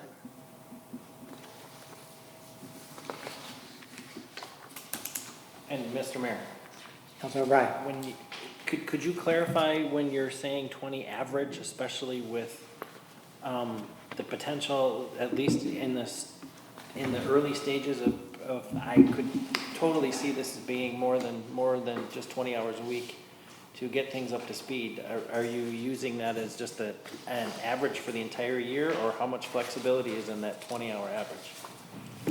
I'm using it as an average, for the year. Again, I'm looking at the responsibilities that in the back of your packet. The last sheet is the responsibilities of items that Chief Schmidt's handing off to the captains. I'm assuming somebody's been doing these all year. I don't know. We have been, we've been very fortunate in the contract that we set up 4 years ago. We had contracted a chief, assistant chief, and administrative help to get the department set up and running. In recent years, this year in particular, the chief has been involved in building a new fire station in St. Francis. So the idea that there's significant more that needs to be set up than we've been receiving over the past 2 years, I'm not sure what that is. If it needed to be done, why wasn't it done? Now, I can see these things that if I was a captain and I was suddenly told you're going to be doing payroll, call sheets, monthly reports, approving bills, purchasing, public education, budgeting, inspection, burn permit compliance, record keeping, building, fleet maintenance, personnel concerns, fire reporting compliance, fire investigation, training and equipment repair and maintenance, call response, and all other aspects of the fire department starting October 1st, I'd be concerned too. Have those things all been handled on a part-time basis right now over the past 2 years? And if so, what additional things would you see necessary to start out full-time and then try and step back to part-time? I don't see that as a I've never seen anything in government work where you fund something and then can step back and say, okay, now we're going to make it part-time. I see it the other way. If we're seeing that some of these things need more attention, we'd have to step it up, which is why I didn't push for taking that funding out of next year's budget. But it's much easier to say, we've been getting by with this part-time, and if we take this load off the captains, so they go back to just being captains, and the chief takes these on like a part-time chief has been doing now. That, to me, makes sense. And if we see that we want to step up what's going on there. I mean, currently right now, we don't have the business district that others do. We don't have the fire inspectors. We don't have a fire marshal going around and checking. Do I think this person, when they get settled in, could go to our few businesses there and make sure that they're as safe as they could be without becoming an irritant to those businesses? I believe so. Would that be the number one priority on the chief's list? Never has been. And Yeah, Mr. 20 Mayor, years I think there's a misunderstanding of my question. I'm not saying start at 40 and work our way back. That's not what I'm saying at all. If we're saying 20 average, there's got to be some flexibility in there, because I could certainly see in the beginning that would be taking some more time to get up to speed, because we still have to focus on what are we doing for training, what are we doing for retention, what are we doing for recruiting, and I could totally see that being at least, in the beginning of this position, that's going to be more than 20 hours. So how much flexibility is there going to be in this position where if the chief is reporting to Scott, are we going, nope, you hit your 20, we're good, we're done? Or is there some flexibility in there that, are we saying over the entire year, we're only averaging 20, or it could be 25 or 30 depending on the workload, where Administrator Laner's kind of keeping an eye on that and going, yep, this is really justified, we need to get this done now, so we are moving into that over 20 per week, at least in the beginning of what's going on here. Yeah, and that I can't say. I think it's up to the council to determine how flexible we would have it be. And obviously to the candidate, you know, what they perceive with a job description like this, is that a reasonable number? You know, I'm again starting with black and white, saying is if this can be done in 20 hours, like if these duties are being done right now, and they're being done on a part-time basis, can we continue with that? And look at growing this position. You know, if we find there's more things that need to be as the department grows, as the city grows, obviously I would think this position would grow. But I'm just comparing it to cities that are larger and more developed than ours. And again, not knowing the age of each of those departments, looking at the responsibilities that they cover. Does it make sense? I'm not certain. I was going back through some of the documents that we had on, you know, as recently as July, June and July. We talked about what else would this person do if they weren't full-time active with being a fire chief. And we actually had an action item for Mr. Lehner to determine what else is there to fill out this position in our meeting this summer. So as recently as the summer, we were saying, this probably isn't a full-time position. What else would they do in the city? What existing role in the city could they fill without creating a new role in the city? So again, there's an option to consider this. So, Mr. Mayor, Councilmember Alders. so would we put together a proposal that says it's a minimum of 20 hours, a maximum of X number of hours, with the review at 4 months out? The review right now is at 4 months out. With the proposal that was already out there, it's a 120-day review period. So I agree with that. I think it makes sense because that's consistent with what we're doing. We didn't. That builds in a little bit of flexibility, because if there are some, I'm gonna be here 3 days a week, so that's 24 hours. Are we gonna say no? I would say I probably wouldn't. You know, if it's like 3 days a week is what we expect, and after a 4-month review, it's like, hey, here's all the things I'm not getting done at 3 days a week. I need to go to 4 days a week for X amount of time to check those off the list. And then I can go back, then I can fall back to 3 days a week if we want that. Or after 4 months, he could be 20 hours is just fine, and I'll work 2.5 days a week. Plus calls. Yeah. Or, because we still have the budget there, if it turns out that realistically it's something we need more hours, we have some flexibility on that end as well. But then we'd have somebody that's been in the position explaining to us why, right? Yep. So, Mr. Mayor, Councilman Rainville.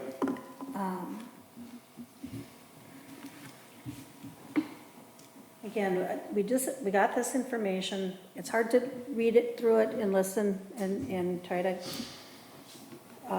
figure out what you want to say. We talked benefits. Nowhere in here do I see anything with benefits here for any of the other. I don't know if that was a question asked if these other part-timers have benefits. And talk about a review in whatever the month period was. We have a current employee that we were supposed to do a review at 6 months, and there's never been a review. So I'm not confident that we would follow through on that, because we haven't done it for our last appointed position. So, So how are we gonna do that with the other, it's the same thing that's in the existing contract, the existing proposal right now? So we can't do it for full-time, we can't do it for part-time? Again, the answer to the administrator. Administrator's been fine on his reviews, he's kept up on those. and Mr. Mayor, I'm not worried about the administrator. Okay, well, the Giving- administrator does the reviews on this. Well, then I guess it'll be okay, that the administrator will follow through with what they are tasked to do, where we didn't. Which is a shame. Well, you know, again, it's a 5-person council. So, And again, I just don't, you can call for, somebody can make a motion. I'm not comfortable with what we have here, what we weren't provided, and some of the vagueness here, so. when did you, again, I understand you haven't had a chance to look through this. And so, we had a meeting last week, we had a couple of firefighters articulate that, very specifically, we're not here to lobby part-time, full-time. Just get off your duffs and do something, give us a plan. So, trying to formulate a plan here that we can do something to, sooner rather than later, offer relief to our captains that have everything suddenly dumped on them. Again, it's surprising to me that all of a sudden everybody's surprised. We had to extend this contract last year for a year. This should have been done a year ago. And you can go back and say, wow, shame on us for not getting it done. And we can't trust ourselves to get it done. We've had a whole nother year to think about it. We started talking about it in June. We had 6 months where nothing happened on this. And rightfully, the firefighters are concerned. It's now October, and we get this, we didn't get it, but they get an email saying, yep, starting next week, here's what you're gonna do. That's would be very concerning to me as well as a firefighter. So disappointed in all of us for letting this go on so long. But we've had all summer to do something about it. Mr. Mayor, Councilmember Rainville. we were on the path of moving down with a full-time fire chief is what has always been discussed. It wasn't until just recently there's been a change in what path. And that change in the path, You is keep down- saying that, and I disagree. well, you can disagree. I That's my have an belief. email that says, here's recommended options. We have a discussion as late as this summer saying, what else would this person do? A full-time position. Now, again, we talked about full-time position with, And that's what and we there's- posted for, right? because that's With what council decided. a full-time position with part-time fire chief, part-time something else. And we couldn't figure out what that other part-time was. Because we kept having that discussion, if it's a public works job, probably not a good fit for somebody who's always been in office, and vice versa. And so what would the other portion, whether it's 25%, 50%, what would the other portion of that be? And then all of a sudden, it's like, we'll just call it a full-time fire chief, because that'll be easier to do this with. And so I beg to differ based on the documents we have, that we always said it would be a full-time fire chief. Now, I will say that there's been a lack of clarity. I was looking back at the minutes when we even said, when we did this 4 years ago, and the Councilmember Bryan and I were part of the process, start to finish. And we were told this year, no, we're gonna get you in on the last set of interviews. And the council never made that decision. It was preceded because Councilmember Rainville deferred to the chief. He didn't say deferred to the council. What does the council want to do and what did the council vote? And we keep making these decisions through deferral rather than focused decisions. You know, do we have a motion? Do we have a council agreement? Whether we have a 5-0 or a 3-2, do we have a council agreement on things? And so we're doing things, and then we come back and say, well, that's not how I remember it. But we can't go back to a document and say, well, here's the vote, and that's, yeah, I guess the vote's pretty clear. Here's the document from last September that the chief sent out. And, you know, I presented it, and it's like, well, we don't have the full packet, don't have the date on it. It's the chief's document. But we didn't go back and verify that you had this in your packet on September 2023. So shame on us for that. But the, now again, unless it's changed, what I heard from the firefighters got up here, that they're not lobbying for one or the other, they're to get something done. Now, I'm not saying it's good, bad, or otherwise, but I'm saying here's something we can at least compare. Here's something that says we can do something to offer potentially immediate help to the captains to take these responsibilities that Chief Schmidt will no longer be doing in a week and bring in some help to that so that there's an immediate help to the fire department. I don't care if you're concerned that we don't have enough information yet, that we bring in somebody on an interim basis so that we don't burden an existingly overworked captain and a new captain who's just coming in and trying to figure out what the captain's responsibilities are. I think that we could manage something here while we figure out what we could do long term. But I think there is something we could do to provide immediate help to the fire department. And I think that by having some flexibility, keeping the money in the budget so that if there is more work that needs to be done, the council can designate it. Yep, that is reasonable work that needs to be done. And that's a short term, let's get it up and running, versus that's a long-term responsibility that somehow didn't factor into the job description we have in front of us. But based on what I'm seeing from a limited pool of other cities, it does seem in a city like Nowthen, this is something that we could accomplish. Mr. Mayor, Councilman Bryan.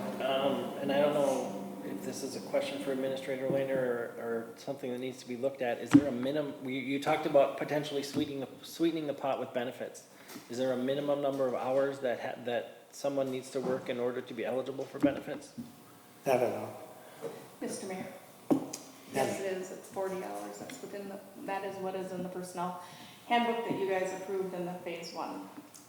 Okay. So then that's out. And then, Mr. Mayor, Natalie. another clarification. If you're gonna go part-time, is this gonna be an hourly position or an exempt position? Looking at the job descriptions we have, it's exempt. These are exempt salaried positions, part-time. Mr. Mayor, So, St. Michael says they're hourly. At least that's how I'm reading it on the last page.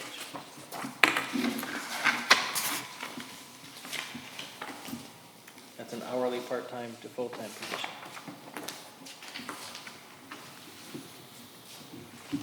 I don't see that specifically calling out what the other one. But still can be exempt even if it's hourly. Yep.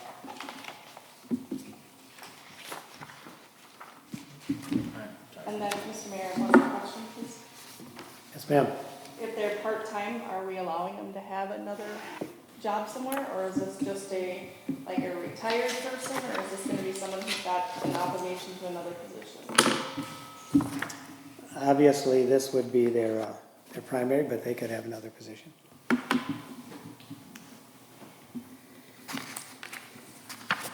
Most of the part-time chiefs that I've encountered over the years have had another position. Right now, Oak Grove, their chief is retired, has recently retired, not recently, but he's retired. Their previous chief was part-time and he had another job.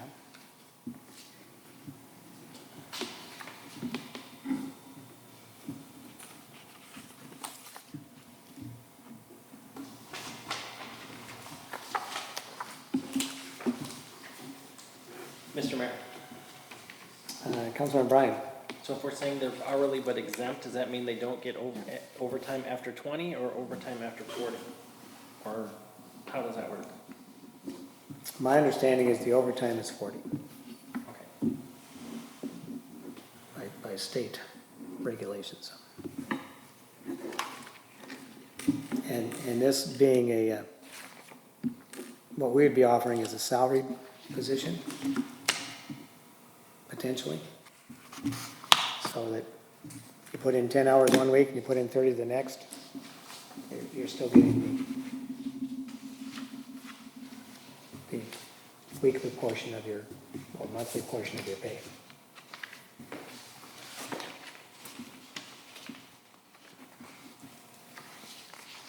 Mr. Mayor, Councilman Bryan. I could see this if we're trying to look for ways to incent someone working part-time, that we should make this an hourly position. That's my opinion anyway. Hourly exempt? If they can go up to, at least go up to 40, that covers, if they put in 25 hours a week, they get paid for those 25 hours versus a hard working 10, having to adjust where, I can't see them working, if they work 30 hours a week, that they're only gonna be doing 10 the next. And also, does this cover, are they getting extra for attending calls, or are they getting their regular hour, or there's whatever, or are they getting paid extra for calls or not, would be my question. If they're going to actual calls. In Laverne, they get extra for paid on call.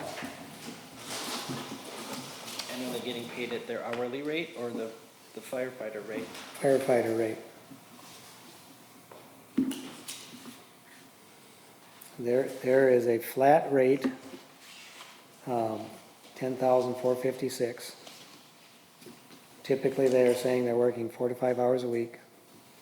And if they're out on a call, they're getting paid on call for $13.73 an hour. Mr. Mayor? Hang on, I'm trying to capture it. So your second thing is, so Councilman Bryan, you were saying you're recommending hourly rate, and what was the extra, or your second comment? I just want to make sure, I would be recommended that they actually get paid hourly, so if they do actually work 25 hours a week, they're getting paid for 25 hours a week, because if we went salaried, they're not going to, I see it being extremely difficult that they only work 10 hours a different week to make up for it.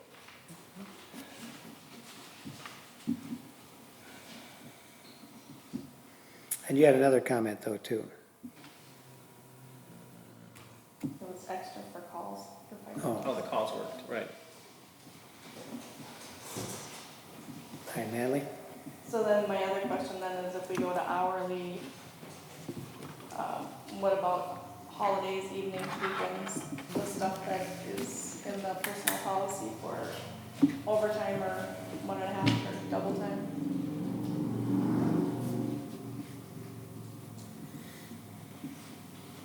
Mr. Mayor? I would add to that, what about vacation or PTO? Mr. Mayor? Hang on.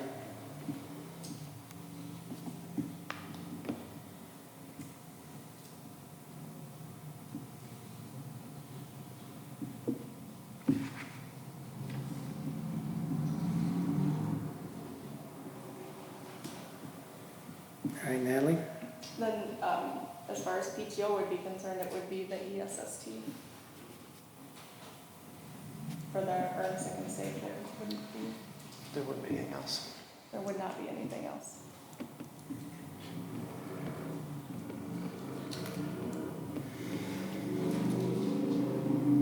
All right.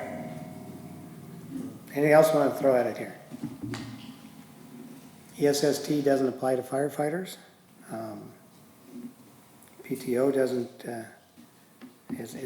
necessarily in for the discussion. We already said that the wouldn't qualify for benefits. So if it's a part-time position, we don't currently pay PTO. We don't currently pay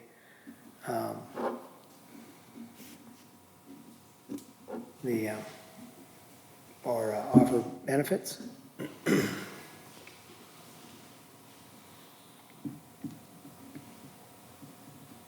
So again, that was one of the significant savings, because you've got $100,000 salary in here, plus benefits, plus vacation, plus, I'm looking at, again, at the chief's recommending that there be raises at 120 days, and then increase to start out with top vacation. So it's a significant difference. The question is there a candidate out there that would be interested in this position?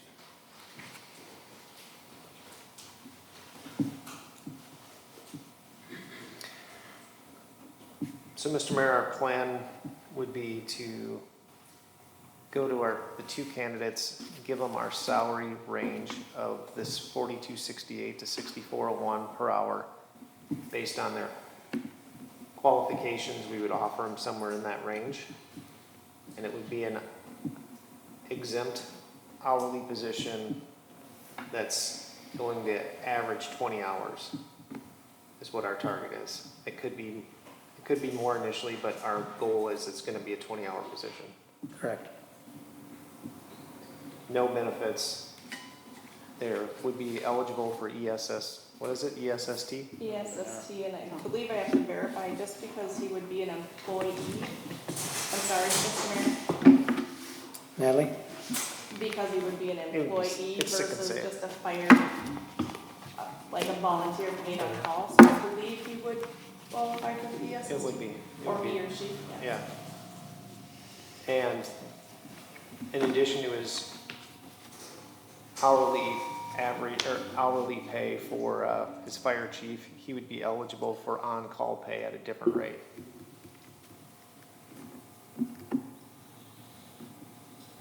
Or he or she. They. Whatever. That covers both.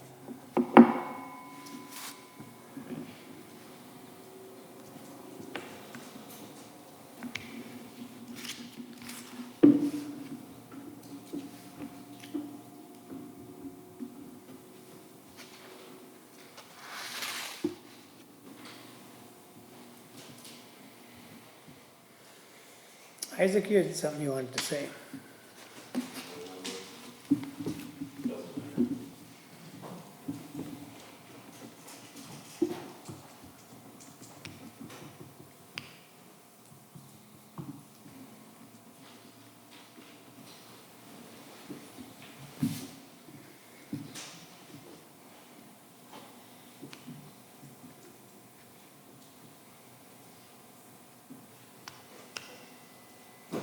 All right, so what do we go to the two candidates with?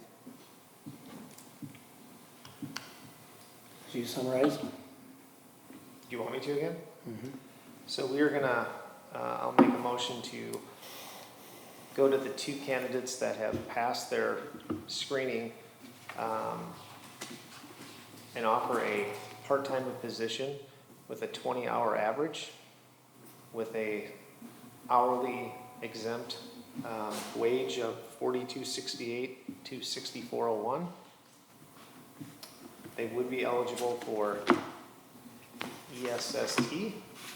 They would not be eligible for PTO or other benefits, since it is a part-time position. In addition to that, they would get their, what I would say, our normal on-call fees. And their job duties are listed in the current job description.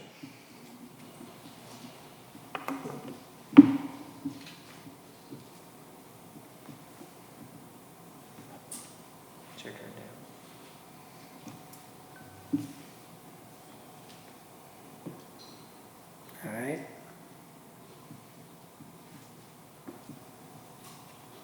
We have a motion. I will second that motion.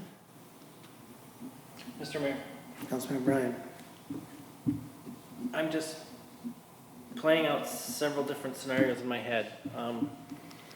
Because I'm, even though I'm still in favor of having a full-time chief, and that's where we've what the vote was the past two times that wasn't voted for, so then I'm going, what do we need to do to keep this thing moving forward? So what happens if we make this offer to our two full-time candidates and both of them say, no, thank you, I'm not interested? Are we immediately posting for this position?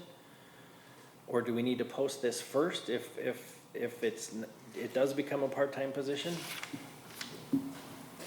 I'm just trying to play out some steps in my head so that we can continue to keep the process moving forward.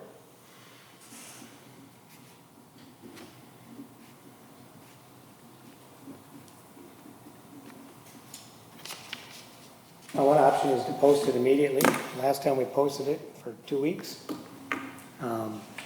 We have 2 candidates in the pipeline, we could post it for a week. Anybody else is paying attention, they can apply as well. The candidates are here, they can apply, since it's a change in what they would have, and they would now know what the offer is.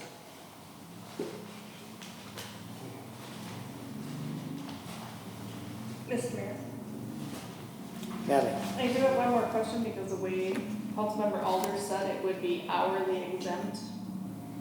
In my opinion, it can't be hourly exempt. It's exempt or it's hourly. It's not exempt. All right, so let's put it in a salary, Okay, salary. Thank salary you. exempt. So, Mr. Mayor, I just want to make sure you finished, Nan.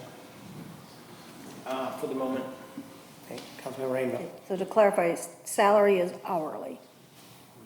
No. You have a chief. So, Wage is hourly. okay, so Salary. that's, I'm trying to clarify. Yeah, so So, salary is exempt. We can't have a hourly exempt employee in the city? Okay. so we're gonna tell them, Mr. Mayor? Councilmember Rainbow. So your weekly rate is $1,000, no matter what hours you put in, unless, of course, you're responding to a fire and then you get what the firefighters make while they're at that fire?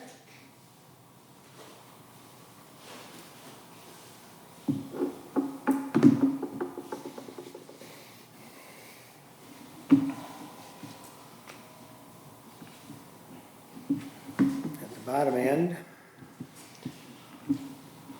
44,000?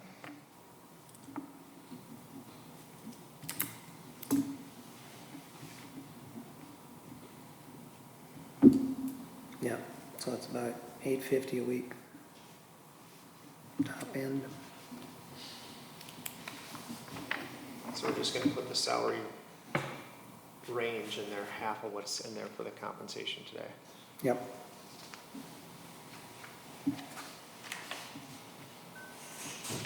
Mr. Mayor, I guess I'm still not clear. So you put half of what's in there, but if I work 42 hours, I'm only get paid at half of what I worked? I'm not getting that piece to it. Well, our expectation is you wouldn't work 42 hours in a week because it's part-time. That would be a good expectation, but doesn't mean it's gonna be true, so. So if I'm going over my 20 hours a week, I'm basically giving the other 5 to the city? I just wanna be clear. If we're saying it's an a average of, part-time position of 20 hours. The expectation is it's 20 hours. If it takes you 22 or 24, if we say it's a salary, that's a salary position, that's what your rate is gonna be for the month. Just like if you're a salary at a private company, if it takes you 44 or 48 or 50 hours to do your job, you get paid the same.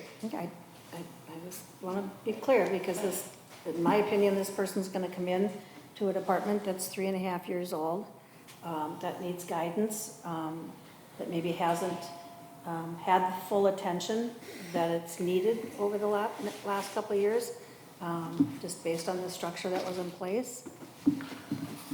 And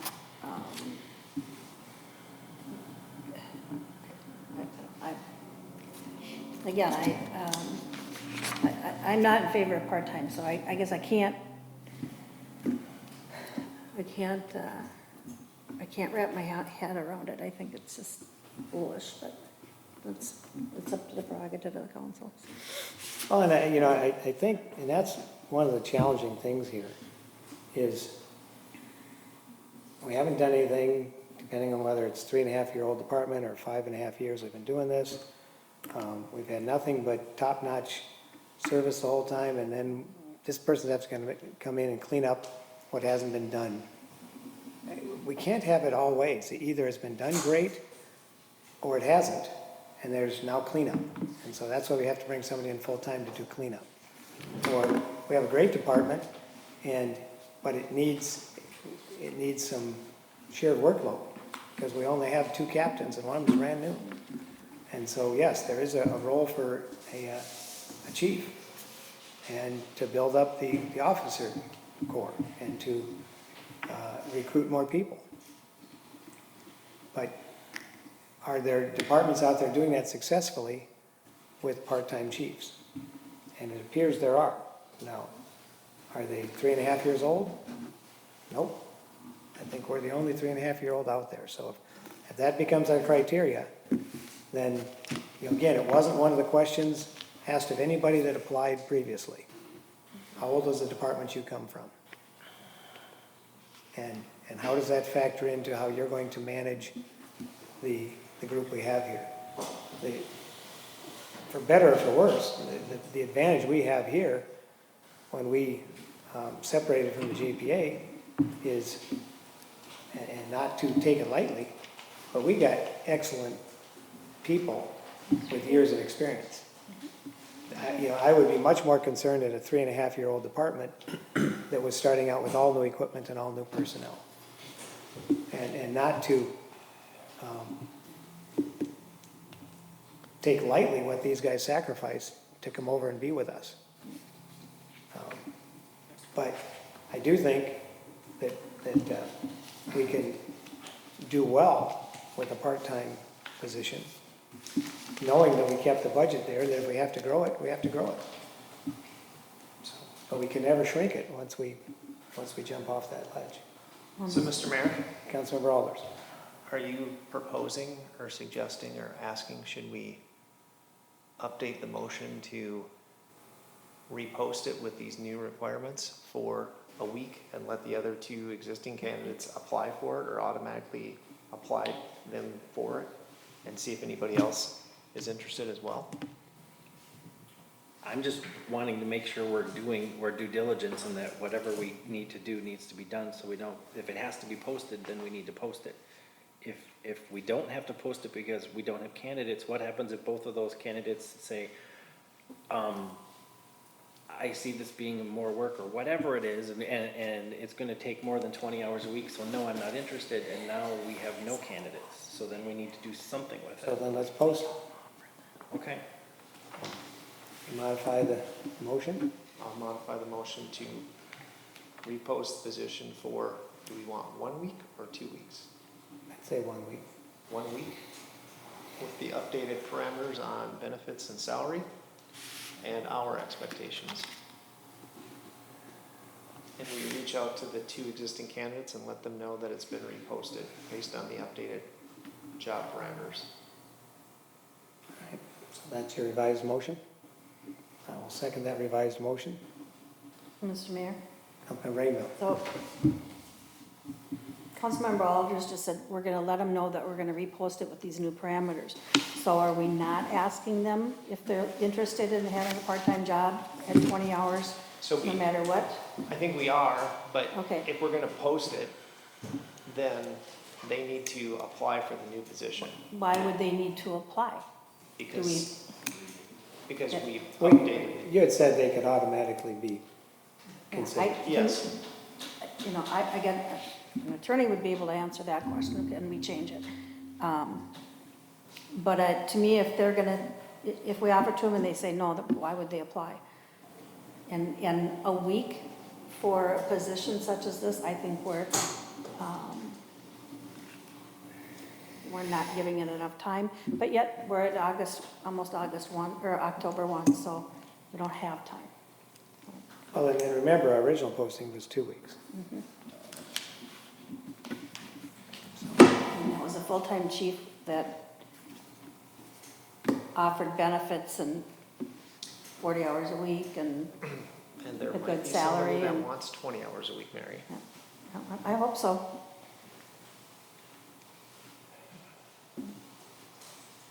Mr. Mayor, Councilman Bryan. I just want to bring it up again. If we know we're not paying overtime until after 40, can we leave it as an hourly position and whoever this candidate is, they're working with Administrator Laner to go, I need to go over 40 or not? And then if that overtime needs to be reviewed, it can, but knowing that we're trying to be shooting for 20 to 30 hours a week. I'm just looking at the other positions that was given to us tonight, it was 20 to 30 hours, a minimum of 20 or 4 to 5, which is more than 20.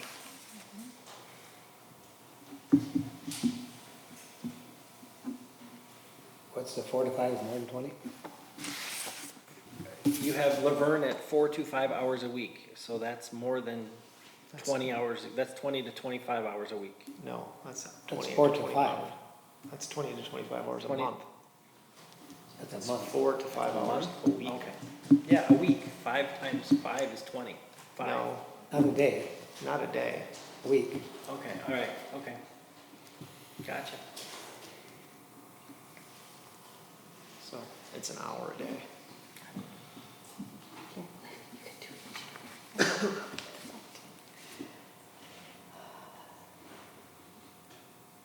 All right, I'm just trying to sweeten the pot if we go over 20 that they can be compensated. I think that by making him eligible for paid on call at a reduced rate, does, because I'm thinking that that's part of whatever this daytime responder is gonna be. If they're a full-time chief, they're not getting any extra pay for responding to fires.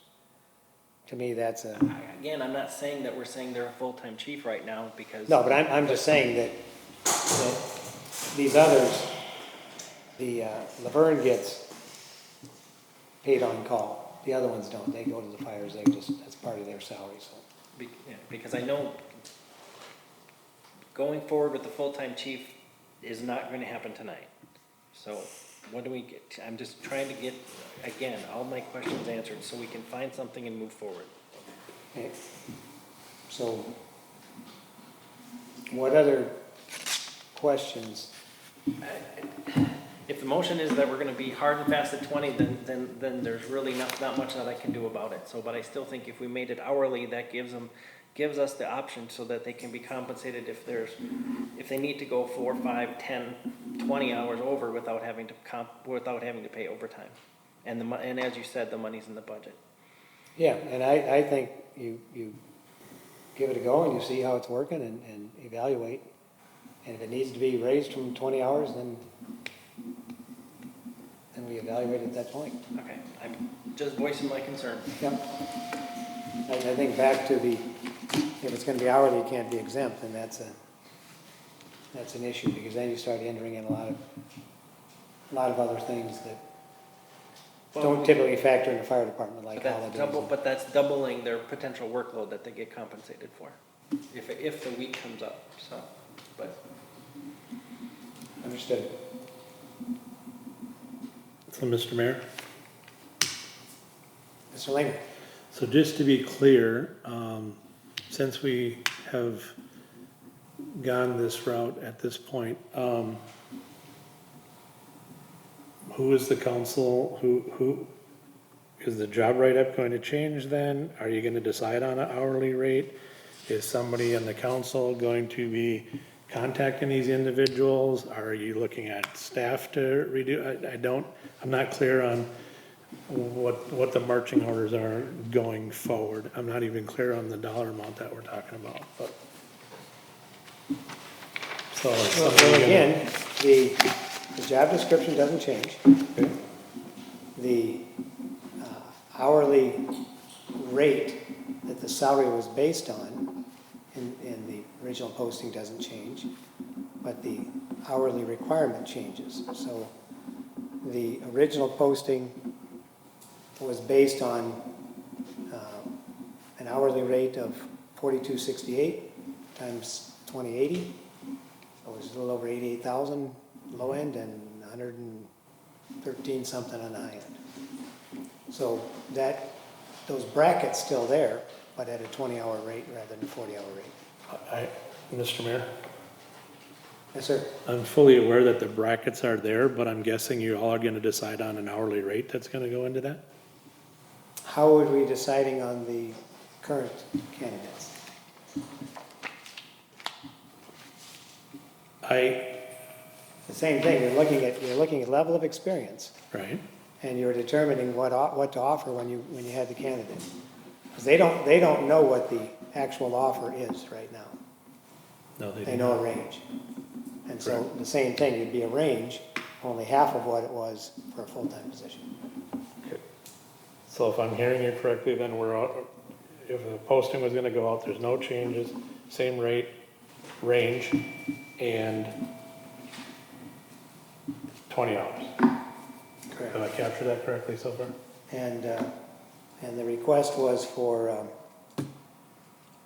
the potential for additional paid on-call response Yeah, right, okay. at the normal rate. Okay. And Mr. Mayor, Sir, is that the people that have been working on this and putting this packet and all that together, are they gonna continue to stay involved? Are they gonna be talking to the individuals? Are you asking your city administrator to talk to these? How does this move going forward? Because for the last couple of weeks, I have been out of the loop. Have not participated in any of this.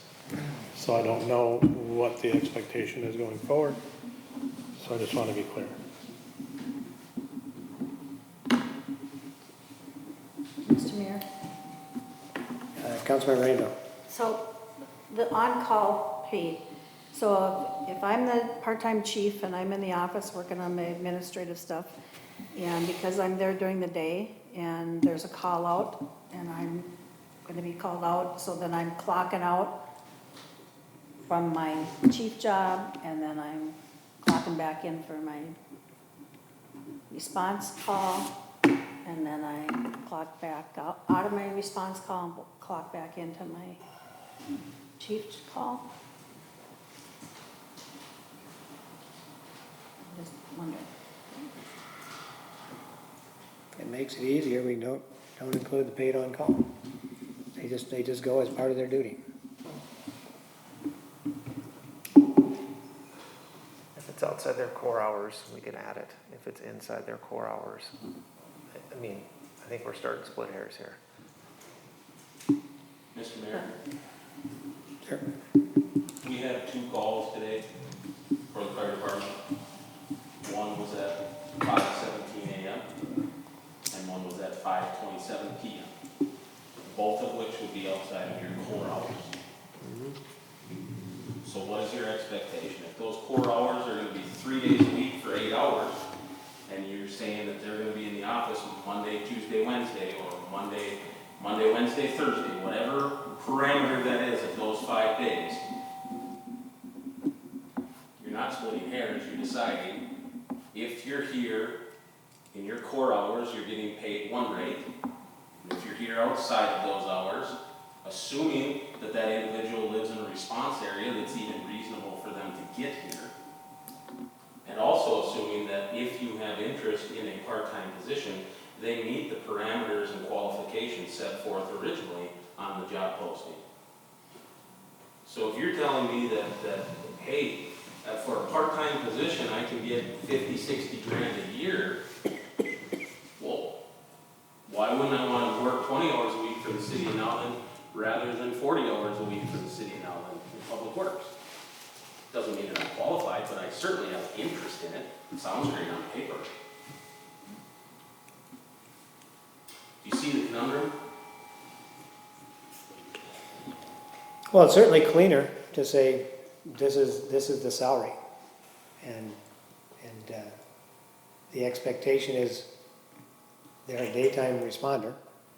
On the days that they're in the office. You know, I don't know there'll be a, Because if you're allowing them to get another job, they're no different than any paid on-call responder that has a full-time position outside of the city. Because right now, I'm the only individual that has a full-time position within the city for the city. So if you're saying, hey, you guys can go get another job for 20, 30, 40 hours a week outside of the 20 hours that you're committing to here, you would have an expectation that they would not have to respond during those hours. Correct? If their outside job is not in the response area, yeah, you would expect them to be responding on days they want to. I'm just looking at it through a lens that, as someone in the industry that's currently responding to calls, how are you gonna look at this? And what are your expectations? You guys need to clarify that. No one else can. Say it's cleanest if we just say the salary range is between 44 and 66 based on experience. And respond when you're in the response area. Okay.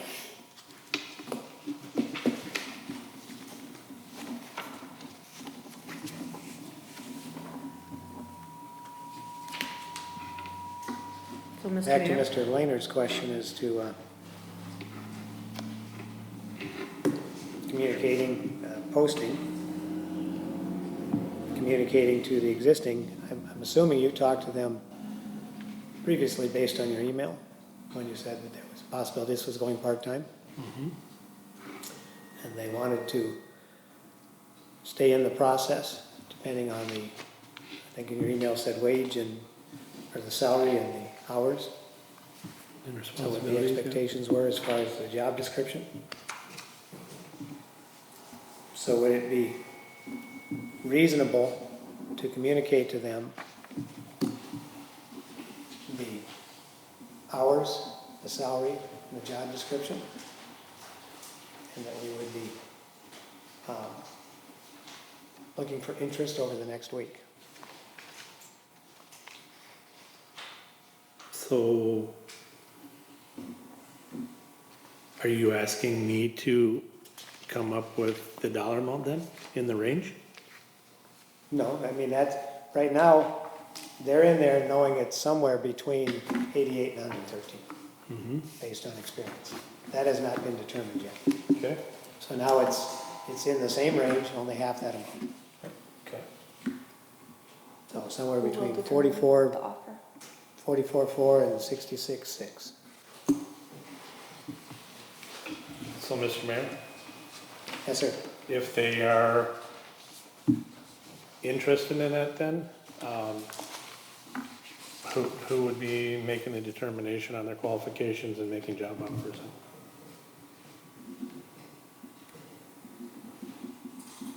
I think, at this point, city council. Because that's where it is now anyway. Right? So, Mr. Mayor, then we should probably come up with what that would be before they're contacted. What would be? What the offer would be to them. That's what they're both, I believe they're both waiting for. They want to know what would an offer be to me if I was to be chosen. So we should probably have a good idea of what the offer is, not a range, so that they can decide if they want to stay in it or if they want to go. We should probably choose who your top candidate is We and don't then know that. ask, correct? We don't know that yet because they haven't come before the council. Right, because We have- the evaluations just came through, so I think, now my opinion, they could both say no, so we should have it posted right away, but if we post it, then we have to allow the other candidates, if there's anybody else to come through the interviewing process, correct? If we don't post it, we offer it to the two, and you guys pick one that you like the best, and they decide, yeah, they wanna do full-time or part-time. So we should have a dollar amount to offer them that, so that they can come before you to meet, wouldn't that be more reasonable? I don't see any different than right now. If they're the finalist right now, they know the range. That's all they know. And we haven't offered anything because we don't know the level of experience of the final candidate. No, but it might be the difference between if it's the 20 hours at this salary and I already have another part-time job versus it's this salary at full-time. You know, if you're gonna go to the low end with somebody or you're gonna go to the high end, wouldn't that make a difference in whether or not they're gonna stay in it? But it would depend on their experience, right? I mean, just like any other job, Right. there's a salary range for the position, and we're gonna offer them somewhere in that range depending on what their skills, ability, and years of experience are and fit for the job, right? Right, but wouldn't you still have what you wanna offer to your top candidate before you'd repost it? You don't know what your top candidate brings. You're not saying your top candidate necessarily brings the most experience. I'm struggling because what we're doing, if we were going down the path that we were with this full-time, it's no Yeah. different. We have a salary range with two candidates. Those two candidates would come in front of council. We would make the final call on which candidate we wanted to offer a job to, and we would offer them a job with a salary. But we would not tell them ahead of time, here's what it's gonna be, are you interested or not? I guess I was thinking about in the interest of time, because if we were to offer it, because we should have the reports by the middle of the week. We have the reports, you guys take a look at it, we have them before But if council, we're then you posting, decide. we could have other candidates. And you're not gonna make them go through the whole entire process again? I would I not. think you need to clarify that. Because right now, it's clear as mud.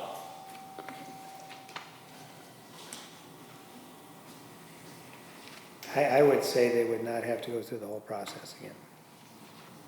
Okay, but then we still have to wait for, if another candidate comes up but wants part-time, then we still have to wait for the time frame to go back through McAllister for their leadership evaluation And 2 interviews. If, and 2 interviews, yeah. if they pass the screening, right? Right, they have to meet the same qualifications is what my understanding is. The same That's up to qualifications. the council.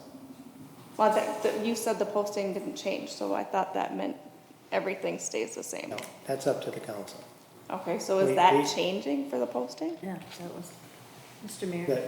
The posting is not. We have a deadline looming here where our chief is stepping back. And so that's up to the council depending on the candidates. The chief isn't stepping back, the contract was written that way, that you approved. So, Mr. Mayor, Councilmember Rainville.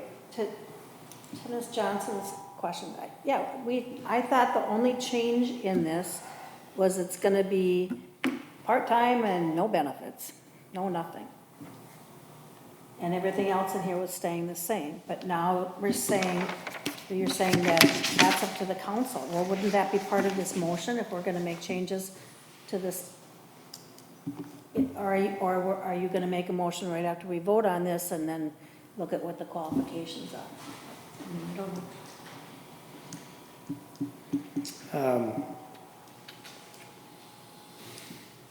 I was going to suggest that this round of interviews actually be different than what we've done. Okay, well, Mr. Mayor, we're on this motion, so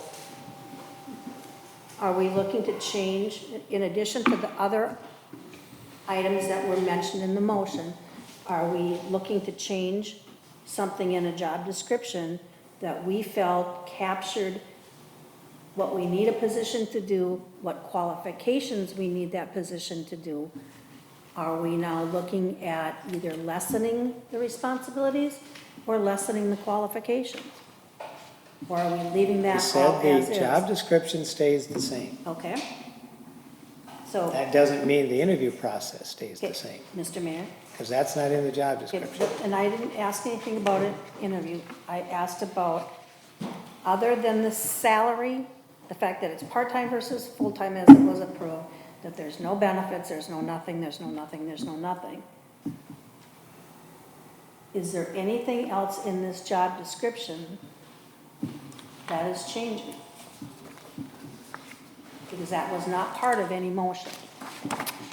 The job description provided by Chief Schmidt this week. It should be the same job description that we've had all along. All right, I just want to It's the same. clarify that we're not changing anything in the job description other than the payroll piece of it, and no benefits and all that. Correct. Okay. So if you applied and you didn't meet those qualifications to begin with, you still wouldn't qualify. Again, that's the rubric. Okay? That's not the job description. Well, the job description asks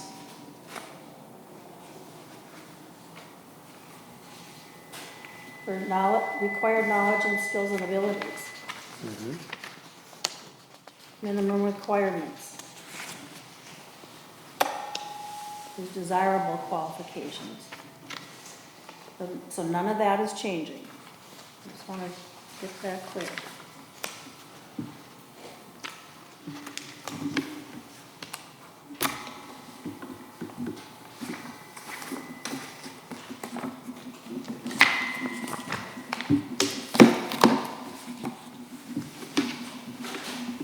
All right, we have a motion, a second.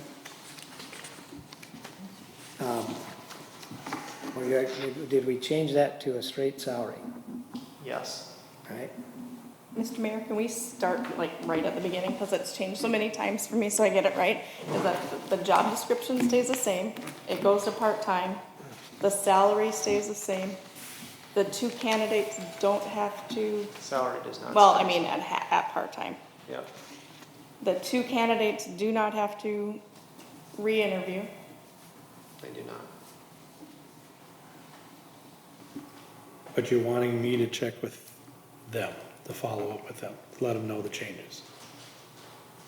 So are you moving forward with one of those candidates if they so want to? We're gonna post for the position, and if there's any other qualified candidates that are interested, we will pick from the top candidates. Knowing that those are two of the top candidates, we haven't chosen anybody yet. So I will let them know the changes and we are gonna So we're gonna- repost it for We're a gonna week. repost it, Yep. because I think we need to repost it, because it goes from 40 to 20. We don't know if anybody else is gonna apply. Sure. If somebody else applies, we are gonna do due diligence on any other candidates that apply.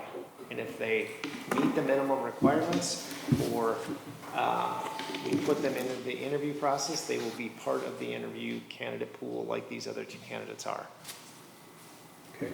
Will we use the existing rubric that we've used then for determining qualified candidates? I wasn't part of, I don't know Oh, what that's, that's. sorry, you probably didn't see it, I'm sorry, yeah. and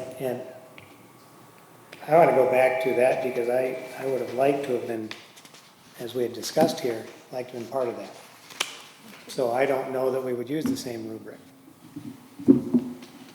So, Mr. Ma- But we would take a look at the job description and say, do they meet the job description? Again, it's a different job from a full-time position. Okay. You just said it wasn't. yeah. It's different in terms of hours, Isaac. I appreciate that, but the rubric then shouldn't change. Yeah. You had two qualified individuals who were spearheading this, so what benefit would you bring to the decision-making process from a rubric standpoint? I would have liked to have seen some firefighter involvement in it. I would have liked to have seen what are the firefighters looking for? Why? Because you guys are the ones that are gonna be saddled with whatever the decision is here. Correct. And we had qualified leadership that were spearheading it, so why would we muddy the water with opinions? You put forth the best candidate moving forward through each step of the process. And essentially, you're going back to ground zero. You've grenaded the entire process to go back to ground zero to start over. So you have two candidates that are just hanging in the wind, and if we're fortunate enough that these two qualified individuals don't give us, excuse the expression, but the middle finger, and keep their hat in the ring, they're still waiting in the wind while we decide that, okay, it's posted for a week, and then we're gonna bring the other candidates that we deem at this point that said, oh, yeah, I guess if it's a part-time position, I do wanna throw my hat in. And so how long is that process gonna take where you're expecting these guys to just continue to wait? Where does it lie? That's the issue at hand. You have two candidates that you said were qualified to go to Martin McAllister. And you said these two individuals have the potential to lead our department on a full-time basis. So if the job description hasn't changed, only the amount of hours in which they're going to do the job, then they should be the two best candidates moving forward. And our hope would be that one of them would take that position. Now, if both of them say, thanks but no thanks, you guys have egg on your face, then we start over with a new job posting. Mr. Mayor, Councilmember Rainville. if our goal is to post it as part-time, then we should really tell the two candidates that are currently there, applying for a part-time or full-time position, thank you, we're not interested in full-time, we're gonna repost it. So don't even go back to them and offer, them a job at half the hours, no benefits. Because if our goal is to repost it as part-time, then why would you even have a conversation with them to say, this is what we're gonna do, we're gonna offer that, and we've just spent, what, Because we already had that $2,000 conversation with them. $2,000 with McAllister. Yep, and we had that conversation too. Do we want to go ahead with Martin McAllister? And it was decided that, hey, they wanted to keep their hat in, so I decided to do that. Yeah, well, I don't disagree, but I'm just saying that, again, if we're gonna move forward with, if the vote on this is a positive vote, and we're gonna move forward to repost, then we should let them know that we're just gonna repost it, and you really don't have an option anymore unless you wanna reapply for part-time.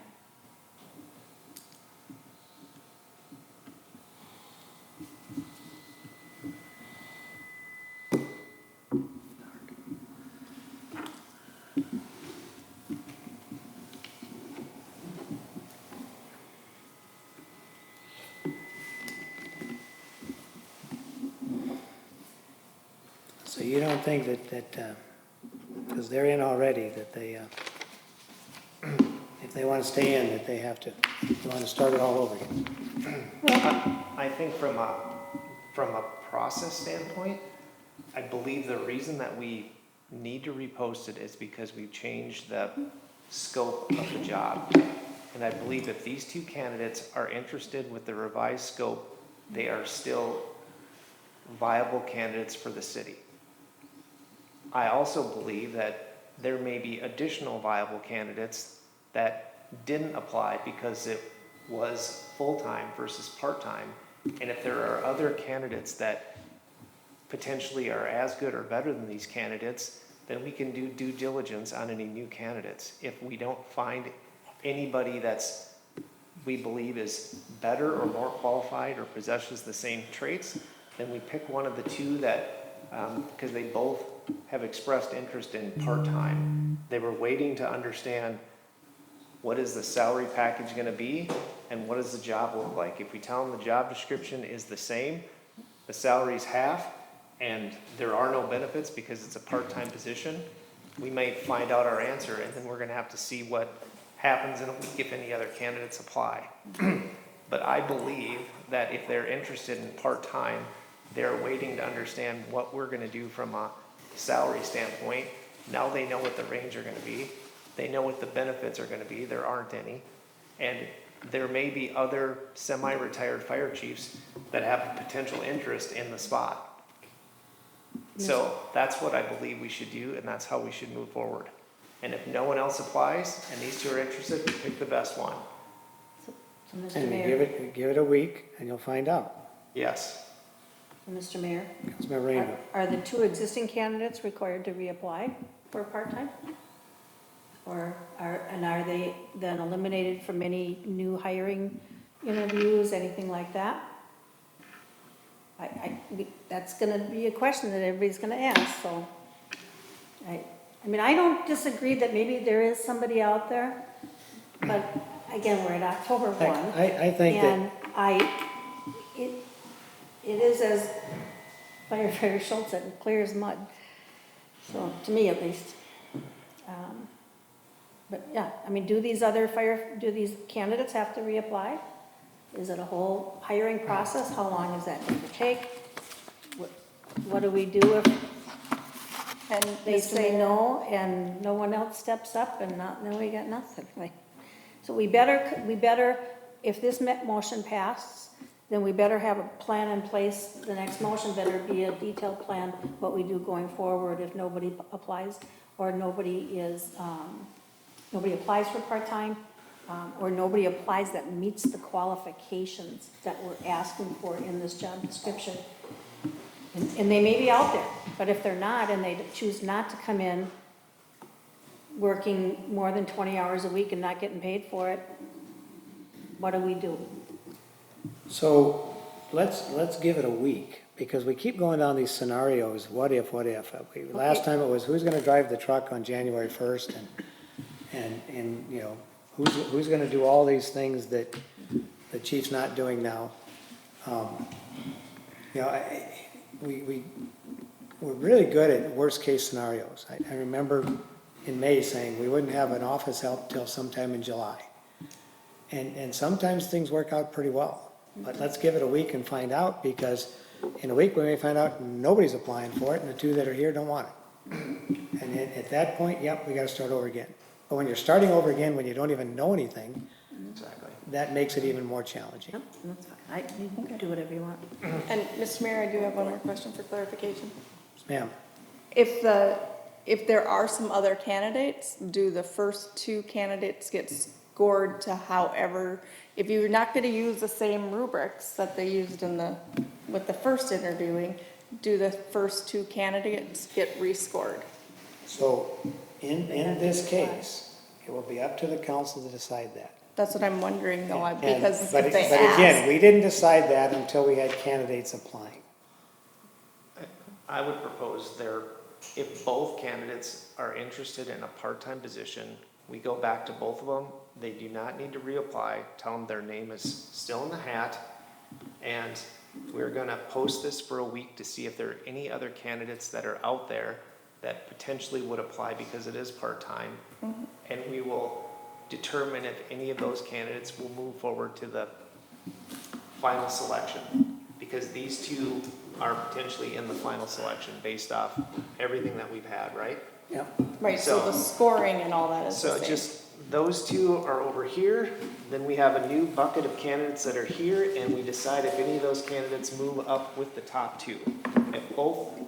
If there's, and of these top two, if both of them are interested in knowing what the revised package is, great, we'll pick one of those two. If there's somebody else that meets those requirements and rolls up to that, we may have three to pick from. Okay. That was all I wanted to. Yep. That the And I think from requirements are the same. I think from a clarity in who's reaching out, if the ask is for Scott to reach out to those two candidates and say, we're gonna post it for a week, here's the revised salary, here's the revised benefits, we'll give you a couple days, let us know if you're still interested in it or not. If you are interested, you don't need to reapply, you will still be considered one of the top two candidates. We may add one more depending on what we get for a candidate pool, and the council's gonna make a decision in the month of October. So, Mr. Mayor, Mr. Lehner? I think I'm hearing a little bit of this and that, but who is gonna vet this next group of people then? Because I'm hearing some may be unhappy with how it went the last time, so what does it look like going forward? Who needs to be part of that process? Let's see if we get any Do I- candidates and then decide that. Huh? Let's see if we get any candidates and then decide that. Because it may be a moot point at this point. Well, Mr. Mayor, Mr. Lehner? so my concern about, let's just see if we have candidates, is all of you have received an email from an individual that said he's got interest in it as a part-time position. So somehow that individual needs to be vetted. And that so-called individual was vetted on the full-time position and didn't meet the minimum requirements of that position. So I think we're gonna need to at least come up with some sort of a scenario, of how does somebody get vetted, so somebody can get back to this individual and let them know if either you're qualified or you're not qualified.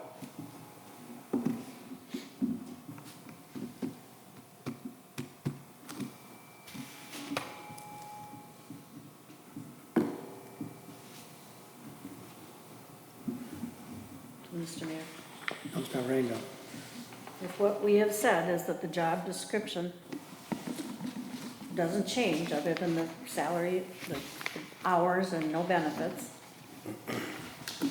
but everything else stays the same,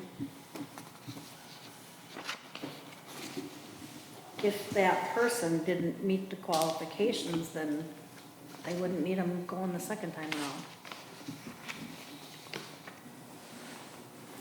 I don't know this person at all. I mean, we all got the same email. I don't know who they are. I don't know if I've ever met them as a firefighter.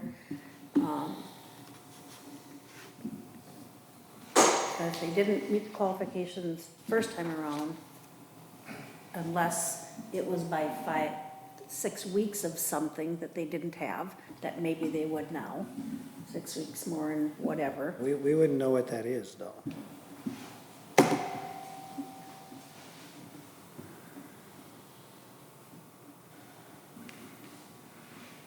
Well, the qualifications are there and they didn't make, the people that did the vetting didn't find that he met the qualifications, and they didn't meet the qualifications.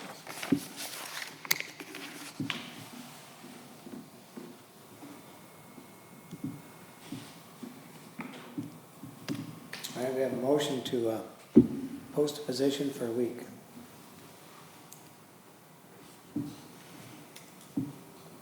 Mr. When Mayor, does the week start? I guess it starts tomorrow. Councilmember Bryan. just trying to figure things out. Do we legally, is it worth finding out from our attorney if we legally have to post the position? And if we don't, that we theoretically call the two candidates and say, are you interested? And if they're not interested, then we go ahead with the posting thing? Or if one of them says, or both says, yeah, I'm interested in part-time, then we have that decision made. I think that the question is, there may be people that didn't look at it because it was a full-time position. And that's the question, can we find the retired chief? Can we find somebody who would have been interested in a part-time position but not the full-time? And if that's the case, I'm just going, if we have possibly two candidates that I have my opinions, but if they could theoretically move forward part-time, then we're a little bit ahead of the game. But if we don't want to do that, or we need to post it, then that's what we have to do.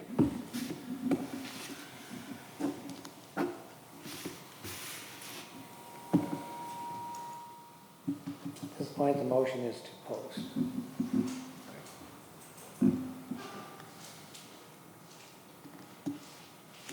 Other discussion?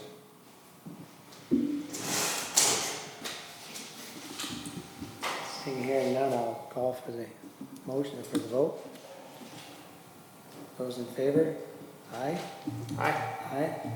I Opposed? Nay. Motion carries.